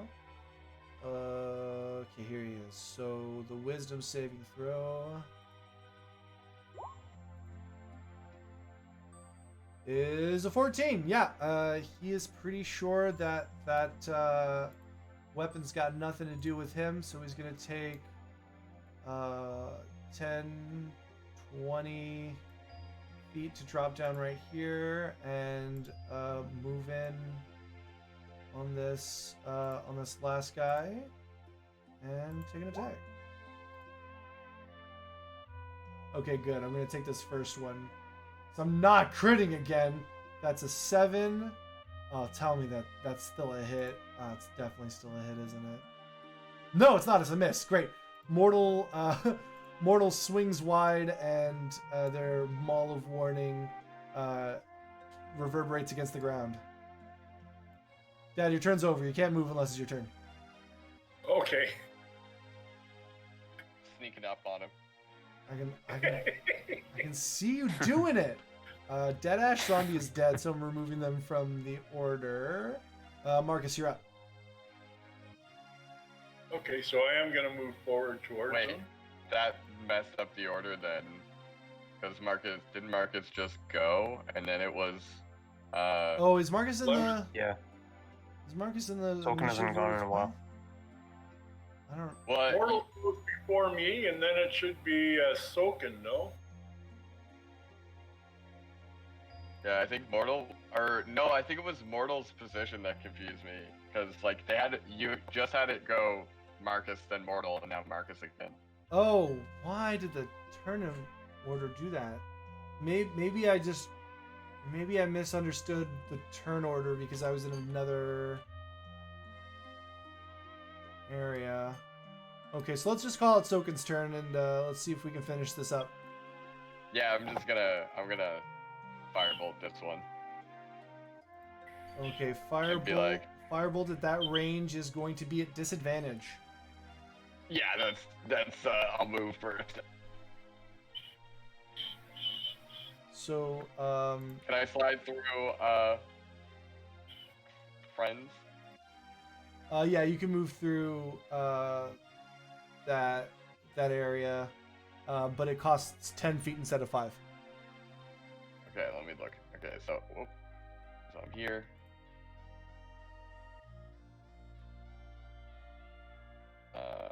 Can I hit him? Yeah, absolutely. And Okay, that'll be a cool. straight roll for sure. Sweet. And I'm just gonna be like, we were just trying to help when I throw it. All right, for sure. Oh, Nice. that's a crit. There you go. I like it a lot. That's a good. We were just trying to help. Yeah, 14 damage. So okay, so the spirit holds up both of its spectral hands and goes, please, if I fall, these dead bodies, there'll be no control over them. Listen, my partner is hot-headed. We were put here to wait for the god of death to return, and our job was to keep them ready, and their job was to keep them safe, and now that they're gone, these are just husks, and I'm here basically holding control for the god of death. If I'm gone, there's no more control, and there's a lot more skeletons than just these. So listen, just hear me out, okay? Okay, hold on. I'm gonna keep the firebolt ready. Oh no, this is after you hit him with it. He is Oh, okay. he's basically pleading with his life because you've hit him so hard. Oh, sounds fair. Okay, well, my question then is, where or when is this god of death supposed to be coming? That's just the thing, the spirit says. We've been waiting and waiting and waiting, and every once in a while someone will come and try to, take our artifacts or raise our dead bodies. Artifacts? Oh yeah. Didn't you see the huge Zweihander? That's clearly meant to get someone. Absolutely. It will only accept someone who has a heart of true evil, and it will give them the power to command their army once more. We're waiting. I mean, we were waiting for the god of death initially, but like if we get like a deacon or like a bishop of death, we take anybody. We take an altar boy of death at this point. Nobody's coming. Nobody's coming to be a champion. People will come here to kind of, lay everybody to rest, and that's not a good thing. But no, the last time we've had a poaching necromancer has been about 35 years. We're really at the end of our ropes, but I can definitely tell you that there's been more activity in these woods as of late. I mean, I want to be able to kill somebody again, It's been so long. I died 400 years ago, and the last time I killed somebody was like 40 years ago. 35 years ago. I can't even keep track of it anymore.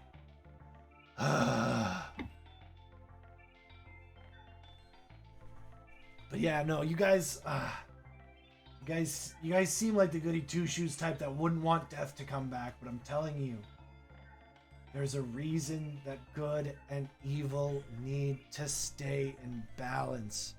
Well, I gotta ask, like, what are the technicalities behind this heart of evil thing? Because, I mean, physically, I have the most evil heart here.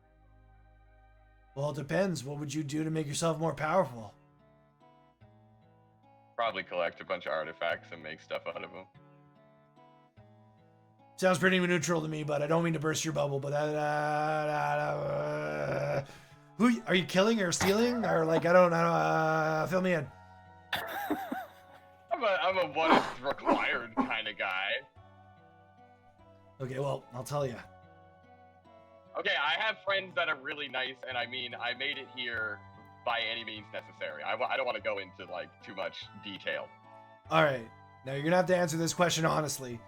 Do you believe in the power of friendship?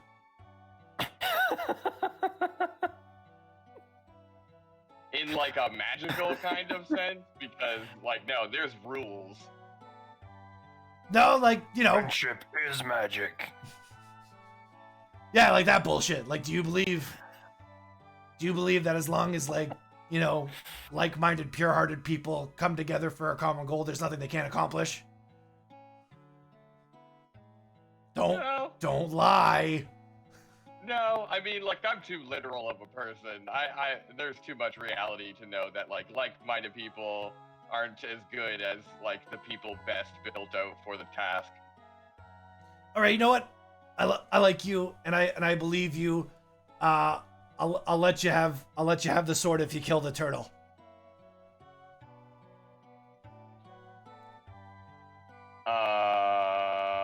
But like, what?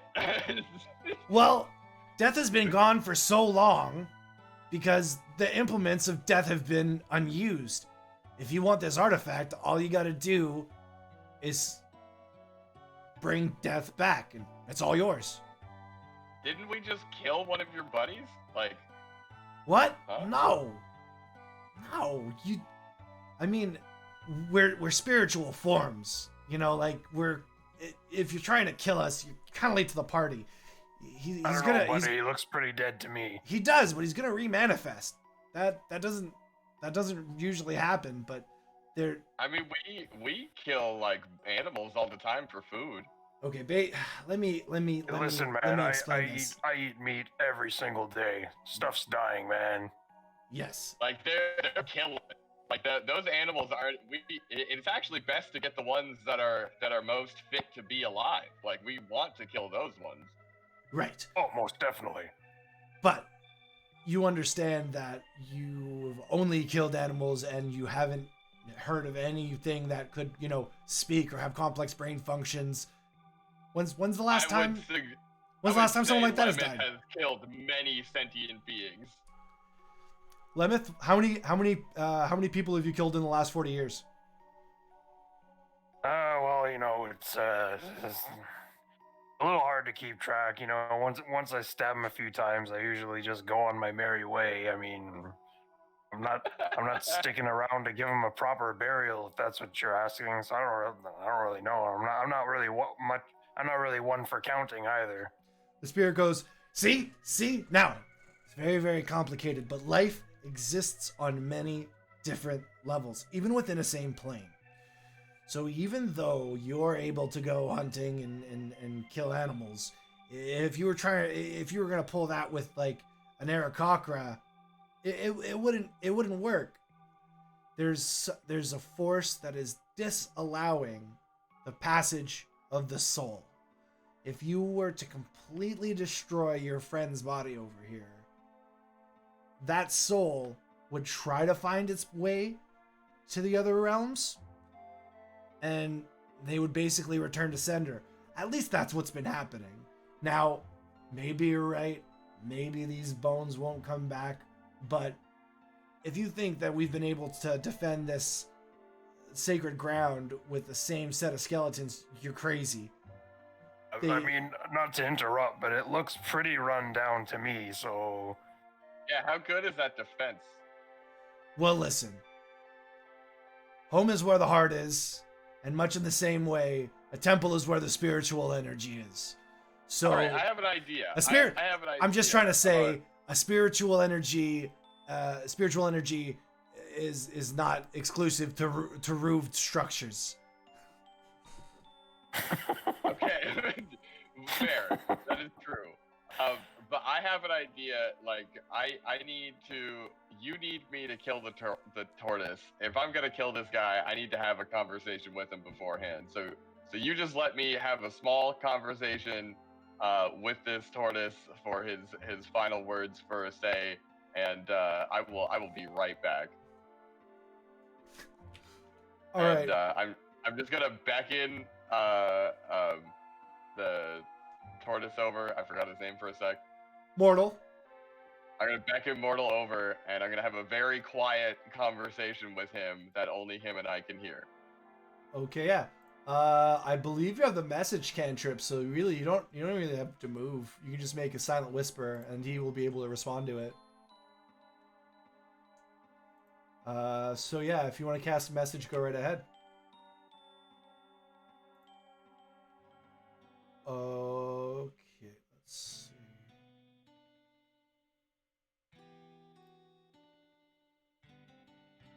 Let me just check over here. I want to give a quick shout out to the channel, YouTube channel SNES Drunk. I'm using their Super Nintendo playlist as my backup music because doing the same game and just doing the whole soundtrack is not as interesting as bopping around different games. So big thank you to SNES Drunk for curating this list that I can use for my background music. It's very sweet. Now that message spell, here it is. Somewhere here. Or did you not take it? Oh no. I guess you don't have it. So yeah, no, we could definitely do that where you kind of dip around the corner and invite Mortal to come join you. Over. So yeah, he does, but as soon as you get around the corner, he kind of takes the lead and goes, "Oh, you're not serious, are you?" No. Okay, so what I wanted to say was we're gonna have a bit like I don't like this guy for anything. He's just trying to get people to admit they're murderers, getting us to turn on each other. I don't trust this guy at all. Anyways, I feel like it's related to a game that's been very popular recently. But what we're gonna do, I have two spells that might be able to convince this man, thing, creature, that that you have been killed and just destroyed away. I have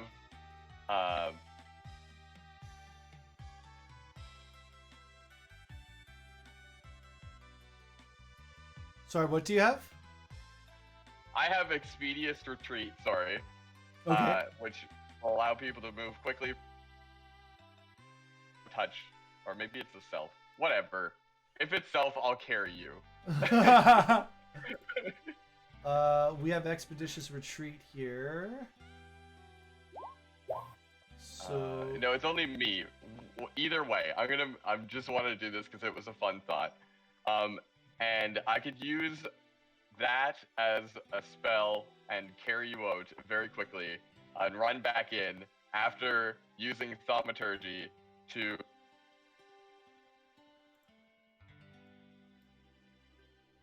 Mortal gets to the part of your explanation where you say you'll carry him, and he looks down where you come up to like basically like half, up to half of him, and he looks down and he's like, "Listen, guy, we don't have to do anything right now. I mean, you were just sent to get information. Like we don't need to act on this. We just need to make sure to keep an eye on this place in case a big devil or a demon or even a fairy."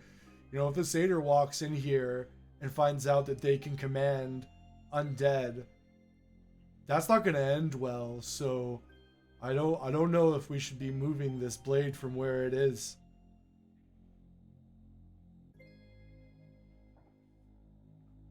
That's probably a good idea or a good thought. I should probably put it back. I'm just gonna say that I may have mage handed it, like around. Oh no, you wouldn't have. Mage hand's 5 pounds, bud. Like your mage hand like went out and like wrapped around. There's no weight at least on D&D Beyond. Oh, it should. Let me see.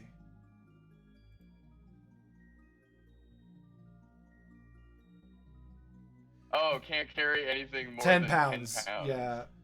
Yeah, that's like way more than 10 pounds. It's like a giant two-handed sword. Let's see. Do they not even have Zweihammers in 5e? I'm trying to look it up. Okay, give me a second. I was sure they had Zweihammers. It would just be a great sword, wouldn't it? Or Yeah. would it be larger than a great sword? Yeah, let's say that it's a great sword. Let's say it's 2 great swords. So it's the size of 2 great swords. Yeah, that makes sense. Okay. Yeah, and you can't seem to budget at all. Darn it. Alright, well, so let me ask you, Mortal. You have been clearing out those skeletons without, any thought. Does that, make sense to do? Or, are we just gonna end up getting overrun and pushed out of this place by skeletons if we kill this guy? Well, I've been on a couple of escort trips through the forest, and I didn't want to tell you because I didn't want to get you discouraged. But those the skeletons and the spirit that came, I've seen them before in those ruins a lot. There's just no way to get rid of them permanently, it seems like. So I feel like if we got on their bad side, it just wouldn't ever end for us. Unless the god of death came back, which has the obvious downside that we'd all be able to die, but also the upside where we wouldn't be constantly harassed by spirits, because it used to be when I was a kid, if a spirit was vanquished, it would return to a spiritual plane where that's where your spirit goes after your life has expired. But the whole reason that your soul went somewhere is because a god was calling it there, and now with this diminished energy, it seems like the only real way to shuffle off the mortal coil, no pun intended, is time. It's just to get old and just stop working. Maybe we can make a persuasion of this guy to just to report back to us if there's a possibility, and let us know what's going on, or let the cousin know that I forgot the name of what's going on, because we currently hold his reconstituting back into a soul again after we kill him, because if the skeletons come, like, that's fine. Like, we'll just go out and then leave and come back later, wait till they reconstitute and just kill him again. It's like a mix of persuasion and intimidation, you know? Yeah, yeah. Yeah, if you have points in either, I mean, go for whichever you'd like to role play. But if they're the same, you can just give me a straight charisma check. Yeah, they are the same, so I guess I'll just make a charisma check. But we'll go around. I think Mortal knows that I'm not gonna try and kill him now, and it wasn't like a true intention in the first place. I hope so. Yeah, he seems a lot more at ease now that you started talking about strategy to trick them versus trying to convince him that he no longer needed to live. So he's like, you're old enough, right? As a tortoise, I can live hundreds of years. Yeah, remember during the trip all those times you mentioned how full of a life you've led? No, You had a good life. So yeah, so, I come back and I'm just gonna say, you know what? I have a better idea. Rather than picking up that Slyhander and controlling massive armies, that just seems like too much managerial work for me. Why don't, like, you... Wouldn't it be nice if you had something to do in the meantime before you, like, wait, like, in the meantime while you're waiting for the God of Death to come back? I mean, you're kind of making it seem like I don't do a whole lot when containing and preserving the undead for the God of Death is pretty important. Like, these guys do reconstitute, but it's kind of if you don't do it right, you get a bunch of janky skeletons that can't even stand on 2 feet. So, like, it's a lot. I do a lot of work here. You definitely don't do a lot of sweeping or dusting. I don't have so much of a corporeal form with which to do that, do I? I'm not saying at all that you haven't done meaningful work and keep up meaningful work. I'm just saying you've been doing the same meaningful work for, let's say, 35 to 40 years since your last time you murdered something. Maybe you want a change of task or an addition to change things up. Change. I haven't seen that much of it, but every time I have, it's been rotten. Well, I've made a 12 charisma throw, so let's see how well that goes. No, they're reacting to the 12. I can see it. Okay, perfect. Now listen.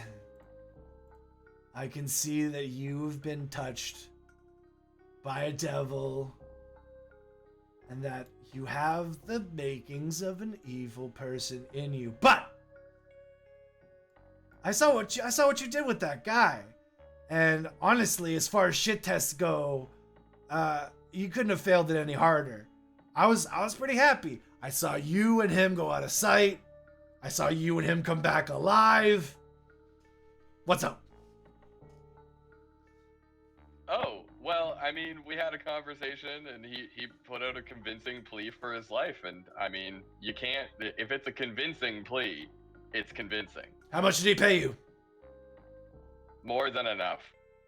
He looks over at Mortal. Yeah. All right, so how much was it?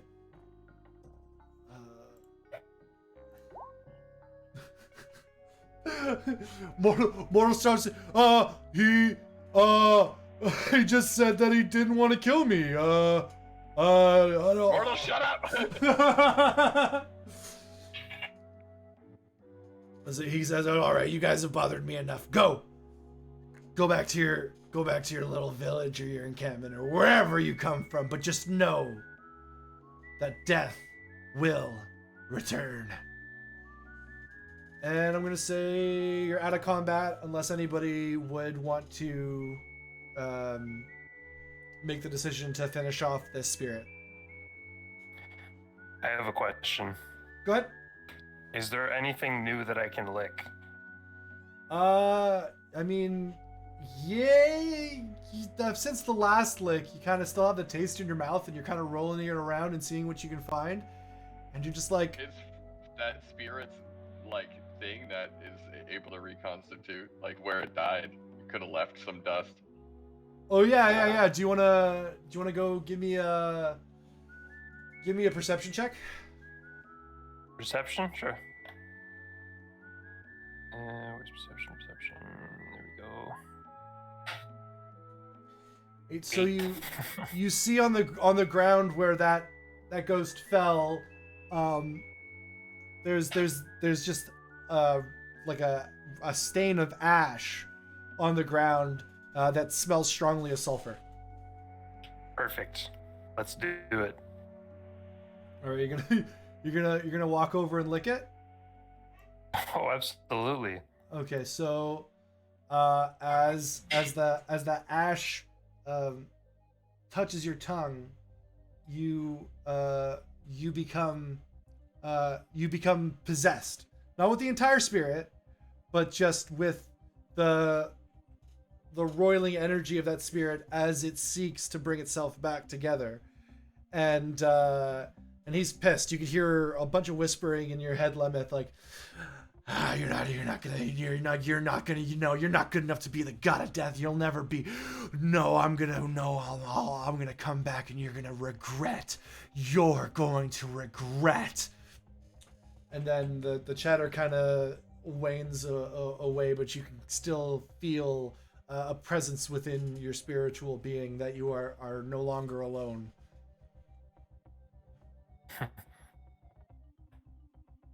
Well, not as bad as the wall.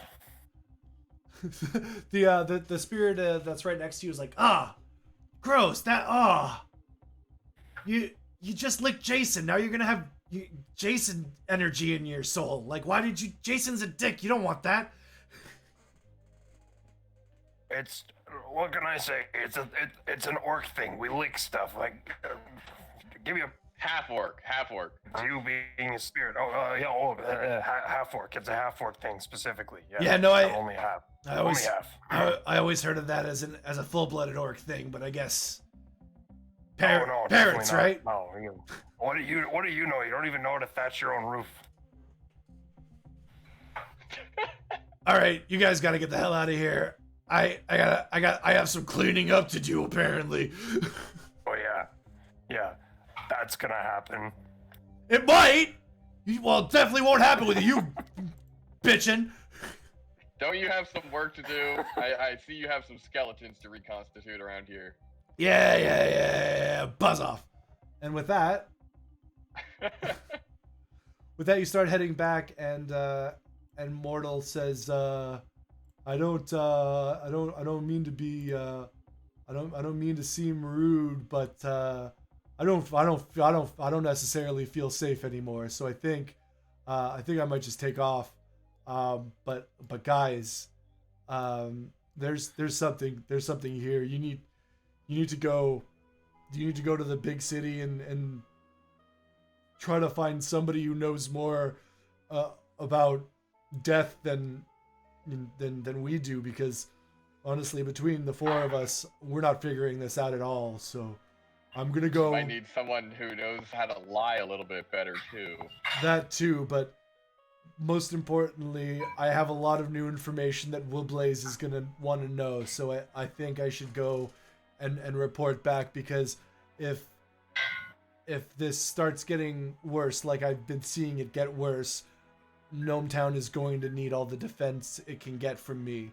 But as for you, Lemeth, Soken, Marcus, you're together for a reason.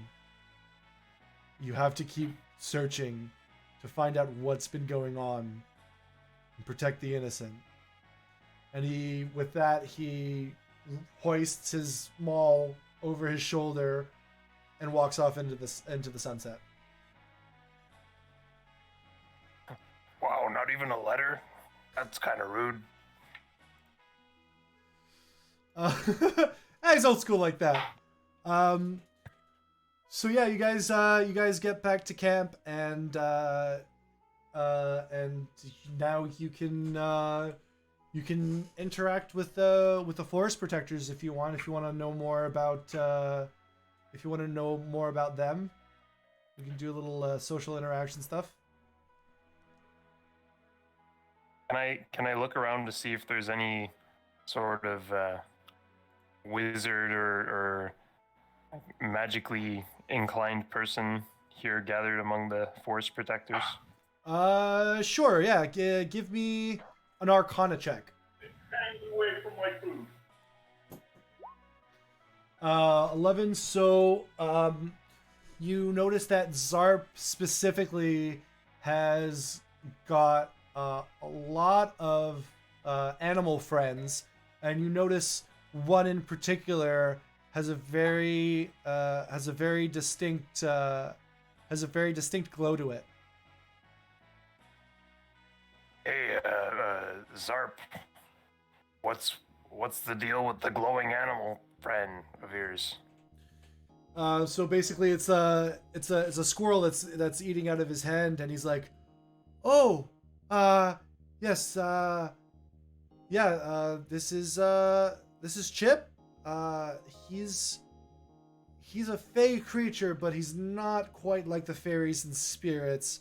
I'm somewhat of a druid, but also I've learned how to find a familiar, thanks to being within these woods and channeling the other planar dimension that has been seeping in.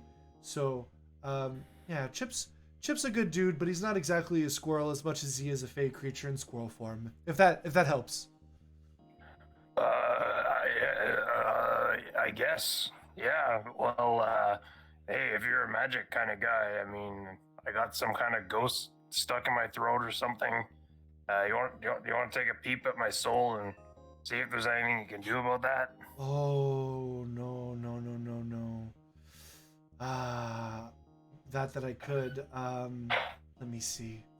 And then he goes to his tree, and he collects various different salves, and he comes back, and he starts to prepare something, and you think that it's gonna work. So basically, he has you just like lay down, and yeah, it doesn't specifically work like that, but I'm the DM, so I'm gonna say that they use a lesser restoration, which is supposed to only do blinded, deaf, and paralyzed or poisoned, but we're just going to say that this lesser restoration also deals with a lesser possession, because it's not the entire spirit, it's just the remnants of the spirit, basically trying to like haunt and hex you. And as Zarp commences with the ritual, you can see the face of the spirit kind of come back in two halves, which were kind of how the spirit split with the glaive attack, and the face comes back into one and says, "It's good that you have the fighting spirit. It will serve you well." And then the spiritual face drifts away towards the temple. And Zarp, kind of in disbelief, says, "Wow, no. Usually people get to about the doorway, and they get rebuffed by divine power. I think it must have been something about Marcus's focus. Really, the he points to the magical mace. Yeah, it seems that the power within your artifact spoke to the power inside of an artifact inside the walls. Now, did you find any artifacts?" Well, there was a big old sword that we didn't touch because it was a little creepy. Kept trying to tell us to become the god of death, whatever that means. Zarp's eyes go wide, and they kind of look to their side, and you can see that a very, very old gnome which was Marcus's great aunt, rises and starts making their way over. She says, my name is Grelda, and I couldn't help but notice you mentioning the Lord, the God of Death. I gotta think of a better name. I don't think I'm gonna do falsetto. It's too hard to maintain. So yeah, they come and they ask you if you saw the God of Death. Well, I mean, no, but they definitely seemed very interested in waiting for him to come back. Apparently that sword would have helped accelerate it or something like that. I'm not exactly an expert. Zarp's grandmother explains that there used to be there used to be a coven of witches and warlocks that would practice necromancy, and this is very unsettling because there was really no communication. They kind of just tried to let him be, but when the undead started roaming the forests, they wanted to say something but didn't want to break any sort of pact. So it was great that as outsiders you were able to discover what was going on. Now the scary part about that is that these spirits seem to have somewhat of a tin can phone to other planes of existence, and they gesture over to the wood elf with the purple glowing energy around their eyes, and they say Fariel in the times of war was a great emissary to different planes, and we've been talking all day, and it's dangerous, but they think they might be able to find a way to travel to other planes to look into this more on that end. So for right now, they're going to start mounting exploration missions with a few of our own to see what's going on other planes. But what we really need is people to go into the city nearby and speak to the church leaders. But the only thing is, they're very insular, and they don't really take kindly to rangers or druids or anyone who believes in more natural powers. When all the gods left and we were without them, we split into two forces, two schools of thought, if you will. Now, those that lived in forests and around nature decided that the only thing that made sense to worship would be the natural sources for which we sustain ourselves, and the other half of that was all of the city dwellers who were convinced that the gods had left them for their misdeeds. So the human communities, the urban communities, took it upon themselves to create technology that would appease the gods. So you have very, very divided ideologies, and for someone from the forest to go into the city and start asking questions, we wouldn't be taken kindly to. But you're wearing, you definitely have the trappings of someone who lives within a society. Not that this isn't a society, but you know what I mean. And So I guess we're going to church then? And Zark chimes in. I was like, yeah, well, I mean, you've already been to one today, so we don't really have to hurry up and get that done. It's still somewhat early in the day.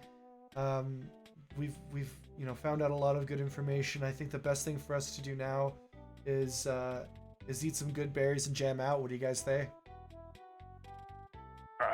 Wait, you had me at eating. And at that, you see about half of the circle just put their hands out, and just a feast of berries appear. And if anybody knows how good berries work, it's not it doesn't look like very much, but you all take the berries, and you feel completely fed. You don't have to worry about food, and yeah, you start talking, and yeah, Zarp starts talking about all the different abilities that Marcus has been able to gain, and they've been able to gain them too. And Zarp's like, yeah, no, yeah, I have a little set of drums that I like to play on, and you know, they're mostly made of stone and wood and leaves, but honestly, I've ripped some pretty cool solos, and after the most recent one, I can do this, and you can see Zarp's form transform into a bear. And so, yeah. What's in these berries? Zarp quickly goes back into gnome form and goes, no. I don't know how else to explain it, but as I've practiced my drums, I've gotten to understand nature more, and I have become closer to it. And yeah, everyone else has kind of started playing more music, and I mean, these berries have come up out of it, and I'm not actually sure why, if this is some sort of magic that's, you know, happening, or some divine force returning, but in any case, we feel that, you know, once we've had a moment of growth, if we find a way to put that into music, we're able to get to a new place where we're different people with different powers. It's quite interesting.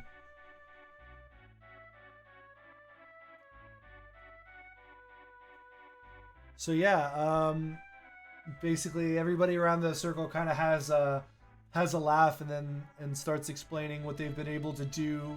The Furbolg explains how they you know, they would just kind of like hum in the background and kind of just keep the bass up with their booming bassy voice, and in time they were able to you know, meld with the shadows. The fact that they were so, you know, understated in what they provided to the song gave them the ability to kind of become one with the shadows. So you basically go around, and each of them start telling you these powers, and finally Fariel, the purple-eyed wood elf, decides to be the first one at this little open mic. I don't have a character sheet for Fariel right now, so I'm just gonna roll a flat 20 and say that they have a +3. So they you know, start performing in front of you, singing songs about you know, different planes and how they used to travel to those different planes, and then in time the sound of the drums from Zarp and the bassy scatting from the Furbolg create this incredible mesh of sounds, and afterwards you can see the aura of energy become a lot stronger, and you hear Fariel say, "I think we're almost ready to start exploring another plane. Do you know which plane we should explore first?"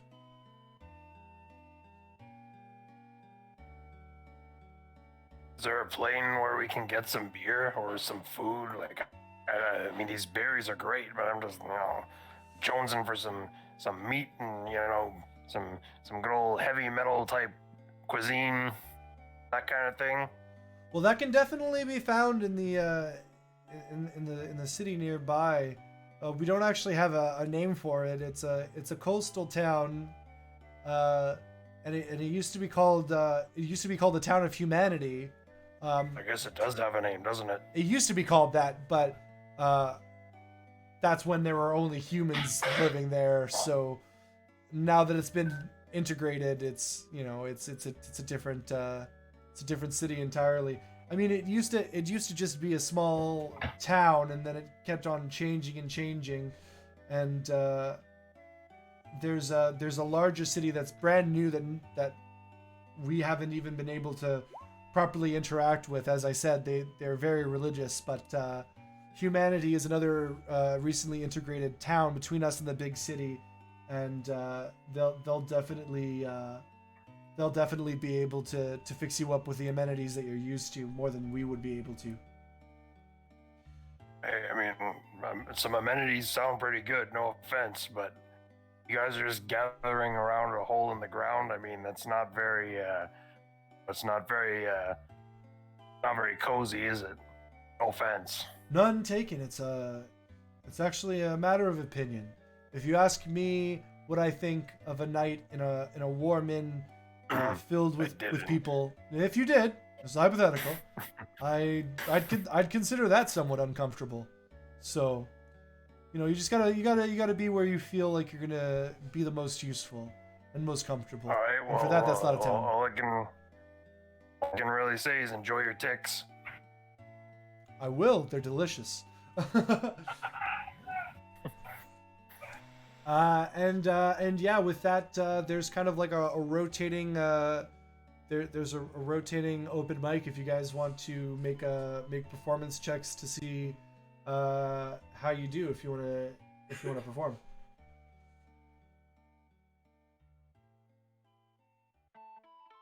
Sure, I'll do one. All right, give me a performance check.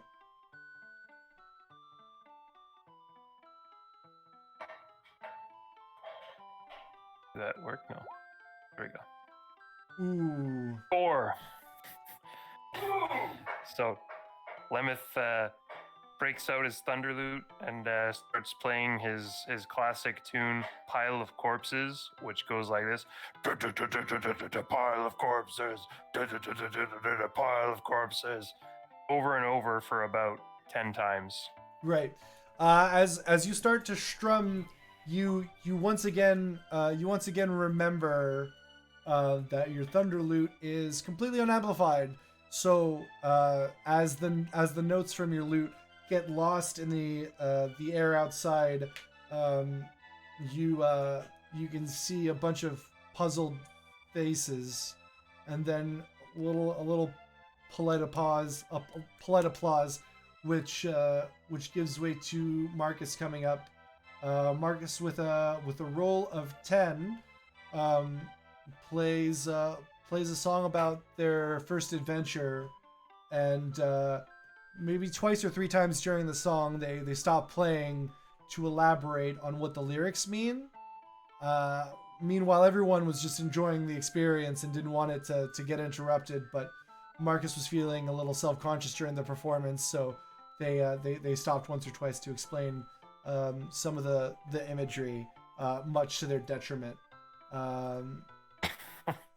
Now, Soken, as you're watching this happen, Zarp is kind of looking over at your spoons, and offers you their drum kit if you wanna try it out.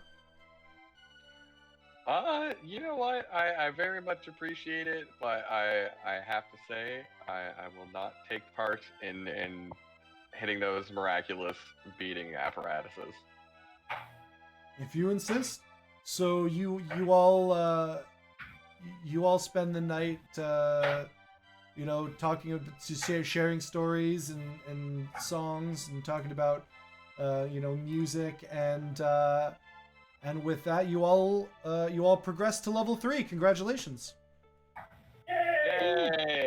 I'm not gonna hold Soken back because Soken gave a lot of great advice on how to maintain natural instruments and get the best out of them. So that's going to be where his level milestone comes from. But yes, as you Thanks.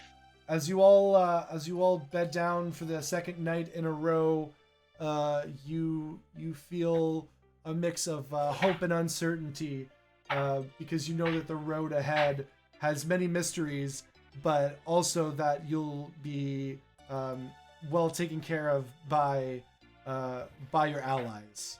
Is there anything else you guys want to do before we go into potentially leveling up? I want to actually like go off to the side by myself and just kind of like play with my spoons play with my wooden spoons over there. Cool. Yeah, just give me a performance check to practice. Not into there, and there we go. Over, not straight into the fort. One sec.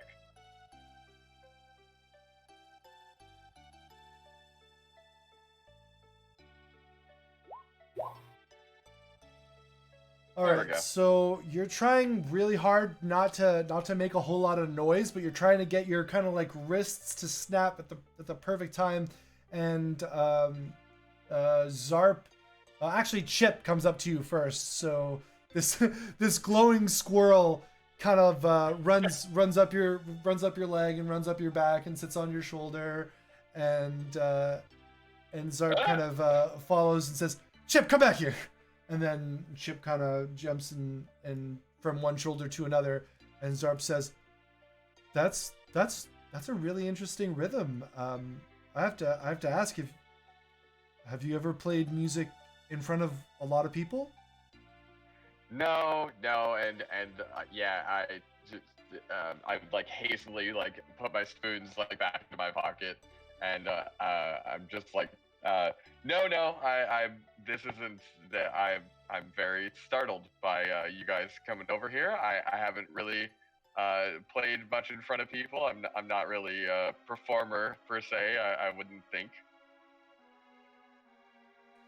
Oh, well, performance gets a lot of rap for being something of vanity, but the most magical thing that music can do is change how someone feels inside, and that has a lot of power in it too.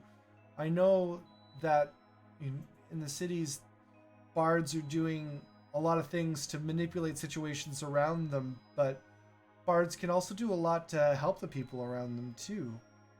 I don't know if you've ever considered being a bard, but I don't know. Maybe it's something you could ask somebody about. I've never wrote it off. I think I've always had a bit of an interest. It kind of is in my lineage. Music has always been a part of it, but I've always seen myself as more of a helper. So I'll see if I can find someone who I trust to be open enough to ask about that stuff. You wouldn't happen to know anyone, would you? There's a bard within our community, yes. They do a lot of sleeping because, to be honest with you, they do a lot of smoking, which we allow, but they go overboard with it. They kind of treat it like it's their entire personality, which is kind of sad. I mean, I try not to judge, but I knew a few people like that in college. Yeah, I think we all know someone like that. But well, maybe tomorrow morning, you can point their sleeping area out to me, and I'll see what they're up to. Yes, of course. I'm definitely. It's probably sleep, but I'll go poke them. I'm not gonna try to change your mind. So they point over to an area by between two trees and a bunch of stones, and yeah, they kind of just like point over there and say, "This should be home. I don't see any reason why they wouldn't be." And so when you go over to see them, you snap a branch underfoot, giving them alarm, and a halfling with a lute appears and goes, "Ha ha! A new friend!" Hi, I'm. Who are you? Yeah, man. Whoa, this is a trip. Yeah, no. My name's Too Tall. It's it's a fucking joke because I'm short, right? Yeah. What was I saying? Wait, hold on. You have some stuff that you're smoking. What? Like you look at your right hand. What? Oh. I guess I've been smoking. Do you mind sharing? No, not at all. And he hands you like some burning incense. And it's like it's strong, so you just need it near you. You don't want to whiff it unless you want to go overboard. And then actually you kind of see him like tilt his head to one side, tilt his head to the other, and kind of just, and then you can see his mind is just like in a completely different state. And he's just like, what do you wish to learn, my child? I'll do the scientific method and like waft it towards my nose like slightly. Yeah, you feel. And yes. You feel like you're the most talented, special, important person in the world, and all you want to do is put a smile on people's faces. Like that's the vibe. It gives you like this armor against criticism, you know, like you feel like you could do anything. Yeah. You feel like it was the smartest thing in the world to do. And I'm just gonna be like, teach me your ways, man. he goes, no, absolutely, dude, listen, all right. If you seem like you're a helpful person, like you know, you're chill, you smoke, which is awesome. I don't have anybody to smoke with out here, so that's rad. But yeah, I mean, like the whole thing about what we do is we inspire people, right? So you know, what are you doing? Talking to Spinner. Okay, my dad's talking to his cat. So yeah, he basically starts teaching you in the ways of the bard. So to give you guys a little background, me and Sogan were talking because they initially chose Artificer to kind of be like the techie in the sense of a band, because band dynamics are going to become more and more important as the campaign progresses.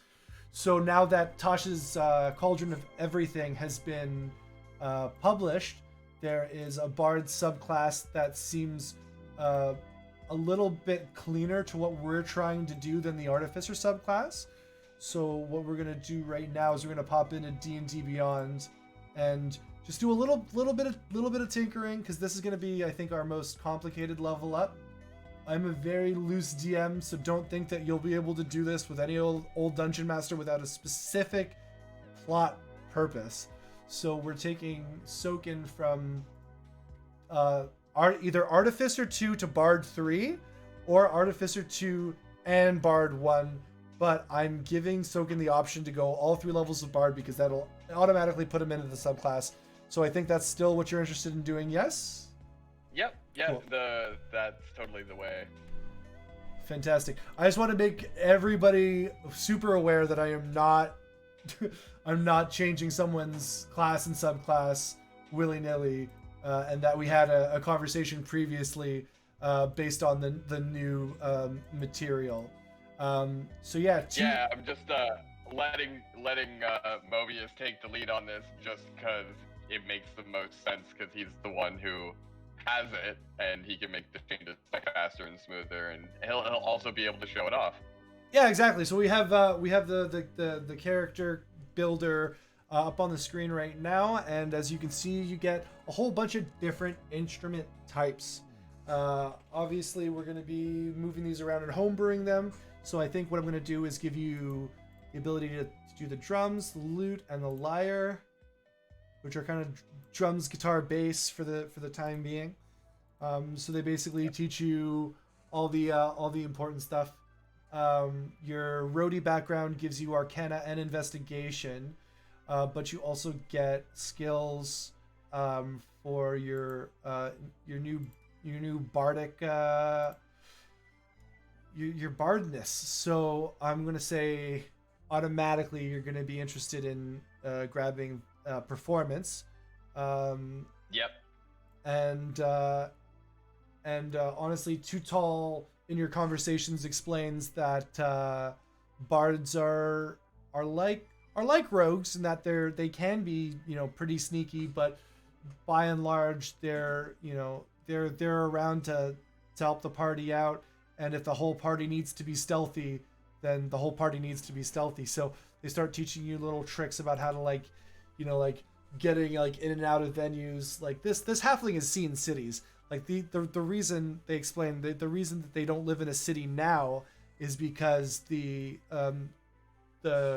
scene, like what it takes to be a musician, it's less and less about making people feel better and more about people thinking that you're the best musician and deserve all the coin and all the gigs. So it's become so competitive that they just found their way into the woods and found a group of people that actually appreciated good music.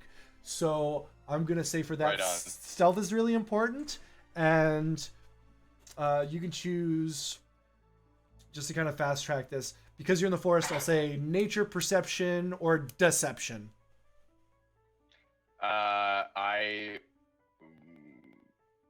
Perception. Perception. Okay, so Too Tall starts explaining things that you're always going to want to look out for when you enter a venue. He's explaining how that before you even say yes to a performance, that you understand where you're supposed to go and how things are supposed to be done, and that during performances it's always important to look out to see how the audience is reacting, but also to see if there's anybody that's going to try to disturb you and throw you off. So you want to be proactive about that. So he basically teaches you what to look out for while you're on stage in one of these big city venues. So for your Bardic College, it is of creation. And at level 3, 2 of your skill proficiencies are doubled. Arcana, investigation, perception, performance, and stealth are your options. What do you want to double your proficiency bonus in? Performance and perception. Okay, performance and perception. Again, this is going to be the long one, and we'll be able to level everybody up, because right now we're just going to go into spells known and add spells.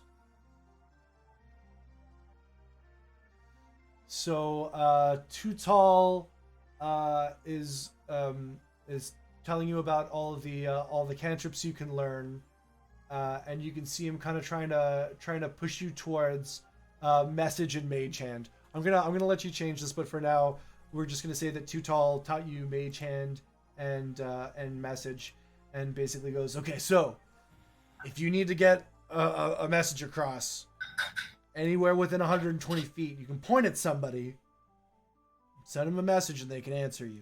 This is really good because nobody else can hear it, and it makes it really easy to coordinate. And as for mage, someone could invent a device that could do that. I mean, yeah, well, yeah, a wizard could, I guess, or like an artificer could, I guess, but there's not too much. Life's behind me. Yeah. I mean, creation bards are just are bartificers. Yes, we're artificers. So yeah, you have all of that, and then for this list of leveled spells, I think we're just going to be able to do this off of off screen because there's a lot of stuff to get into whenever you're talking about new spells. Yeah, don't worry about that. Cool. So we're gonna keep that for now. We're gonna talk about it later. But Soken was not the only one to level up. So let's move on to Marcus. Now, Marcus, within your conversations of Zarp, I'm gonna give you the same kind of opportunity. You could take a level in Cleric, but you can also take a level in Druid. And if you wanted to, you can cash in all of your Cleric levels for Druid levels. But as Zarp has explained to you, being a Cleric is really going to help you in the cities. So it's up to you whether you want to get to level 3 in Cleric or take a level in Druid, and you don't have to decide now. What are you thinking? Well, I'm thinking maybe I'll stay as a cleric for the time being. Sure, and again, we can walk that idea back. That's totally fine. We're going to move you up to level 3. Are you on XP or milestone? That's what I thought. All right. All right. So that is done. And third level doesn't net you any features. So here we are. Yeah, and then again, we could definitely look into what you're getting from that. I think third level is second level spells, right? Like that's the big thing that kicks in, right? Or maybe not? Okay, yes.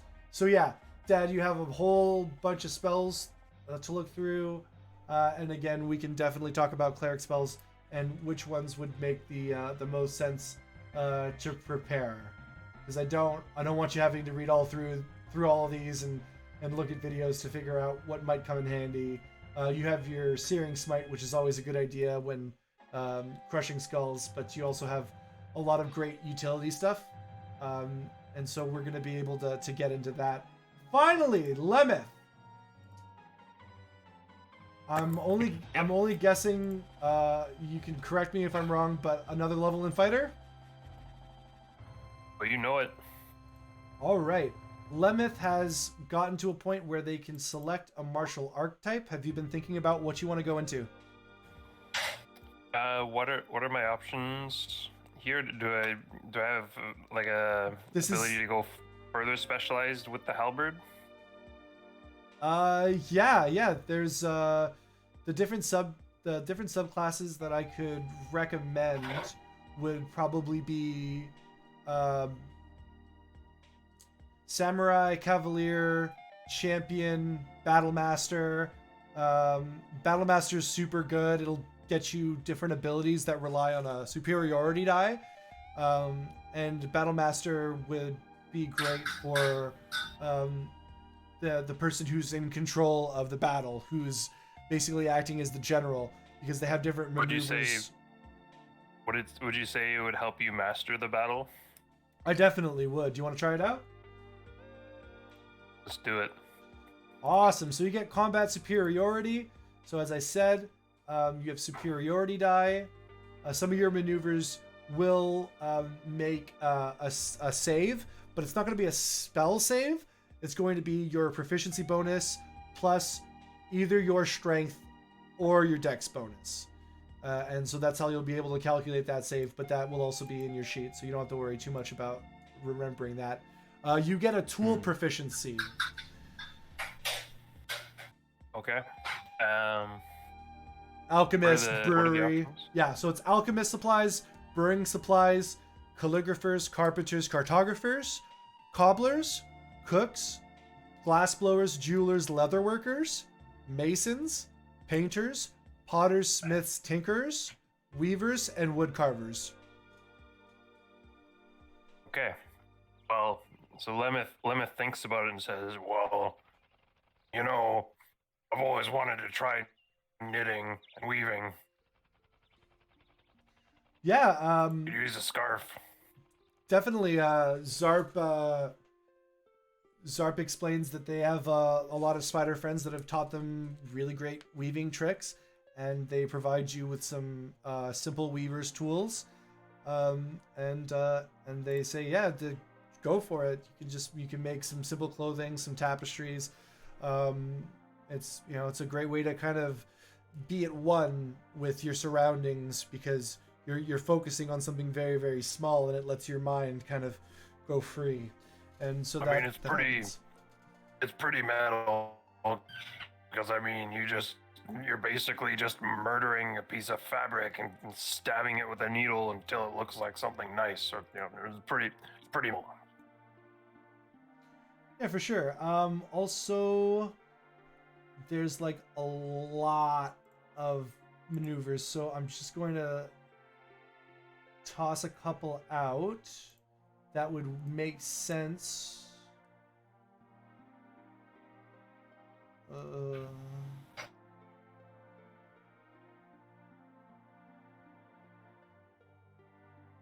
Let's see. Okay, so these can be changed, and I definitely get my back straight for Soken. So disarming attack lets you use one of your superiority die to attempt to disarm the target, forcing it to drop one item of your choice that it's holding. You add the superiority die to the attack's damage roll, and the target must make a strength saving throw.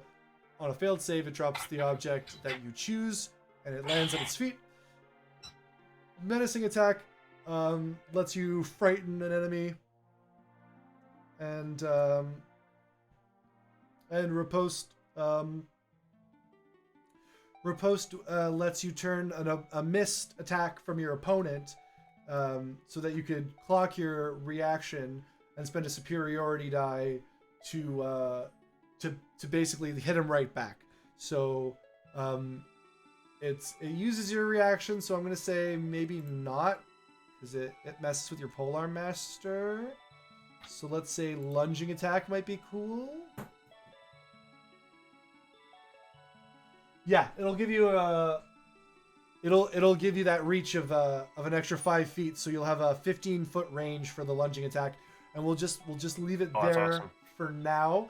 I definitely recommend looking into fighter subclasses so that you can choose your favorite.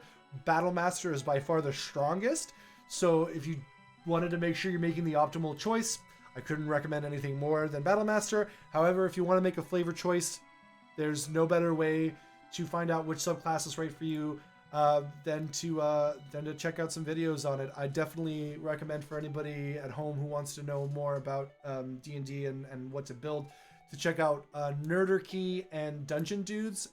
They make a lot of great stuff. XP to level 3 to a lesser extent is great for that type of content, and I recommend you check out their channel. But Nerderkey and the Dungeon Dudes are just constantly making content about all types of aspects of D&D. So if you want to learn about what subclass might be the best for your character, Dungeon Dudes have a tier list for pretty much every class now, I think. So definitely do your research. Do your research. If you wanna make a cool character, all you gotta do is spend a little bit of time, looking through YouTube, looking through Reddit to find out what neat things can be done in Dungeons and Dragons. But with that, everybody's leveled up. Everybody's going to take their short rest in the forest, and that'll be it for today's Dungeons and Dragons stream. If you want to get involved with Dungeons and Dragons Mobius Stripper style, just visit my Discord. The link is here on Twitch and on all of my social medias. Just hop in the Discord. We're gonna have a little talk about what you saw today. And if you can prove yourself to be a trustworthy individual, we might even have you on the stream. So if you're interested in that, please don't hesitate to get on the Discord and take a look at all of the fun stuff that I have for Dungeons and Dragons. Before we say goodbye, Soken, Dad, Mark, anything to say to the fine people watching? Thanks for for witnessing watching. us. Hope we didn't bore you to death. There you go. I had a lot of fun, and I hope other people join in, even to watch. But it would be cool to have more people and see Jacques lose his mind trying to keep control of everything. Or Mobius, sorry. I'd like to see our party grow to 20 players, just to see Heck what it would yeah. do to Jacques said.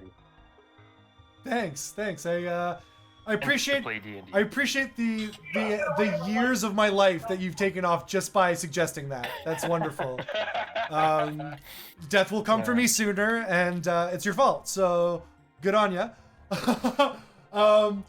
A couple of thank yous. It's the when you play D&D. Don't ever forget, death is a breathtaking experience. I learned that when I worked in palliative care. That's true. My dad has worked in the field of shepherding people to the beyond, in more of a medical capacity than a faith capacity. But if anybody knows, it's him. So please, guys, take care of yourself out there. Make sure you're following all the precautions you can to keep yourself safe and the people around you safe. If you think masks don't work, just take that shadow of a doubt and say, might as well wear one just in case.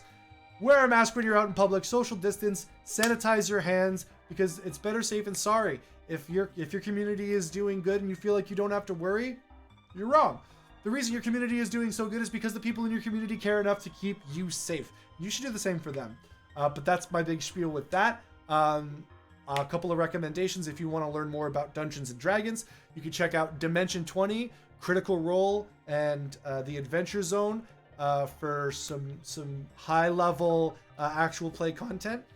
You can check out Bizarchus if you want to see me as a player play. I believe we might be getting back into it in the next week or so. We play on Thursdays, and it's a lot of fun. We play on Bizarchus's Twitch channel. And yeah, if you want to learn more about builds, like I said, Dungeon Dudes and Nerdarchy are great. And hey, you got it, Biz. I'm glad you're in the chat. Yeah, Bizarchus is an amazing dungeon master. I'm definitely doing all I can to kind of follow in his footsteps.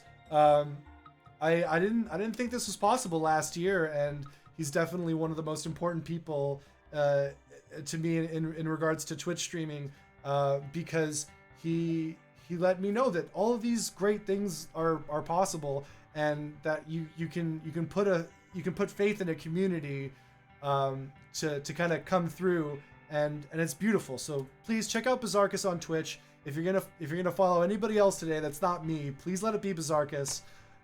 He's a fantastic guy, and I love him to death. And I love you guys for watching. So take care of yourself, and if it's at all within your power, take care of somebody else. Bye, everybody. Bye. Bye. Good night. Sleep tight. Don't let the bugs bite.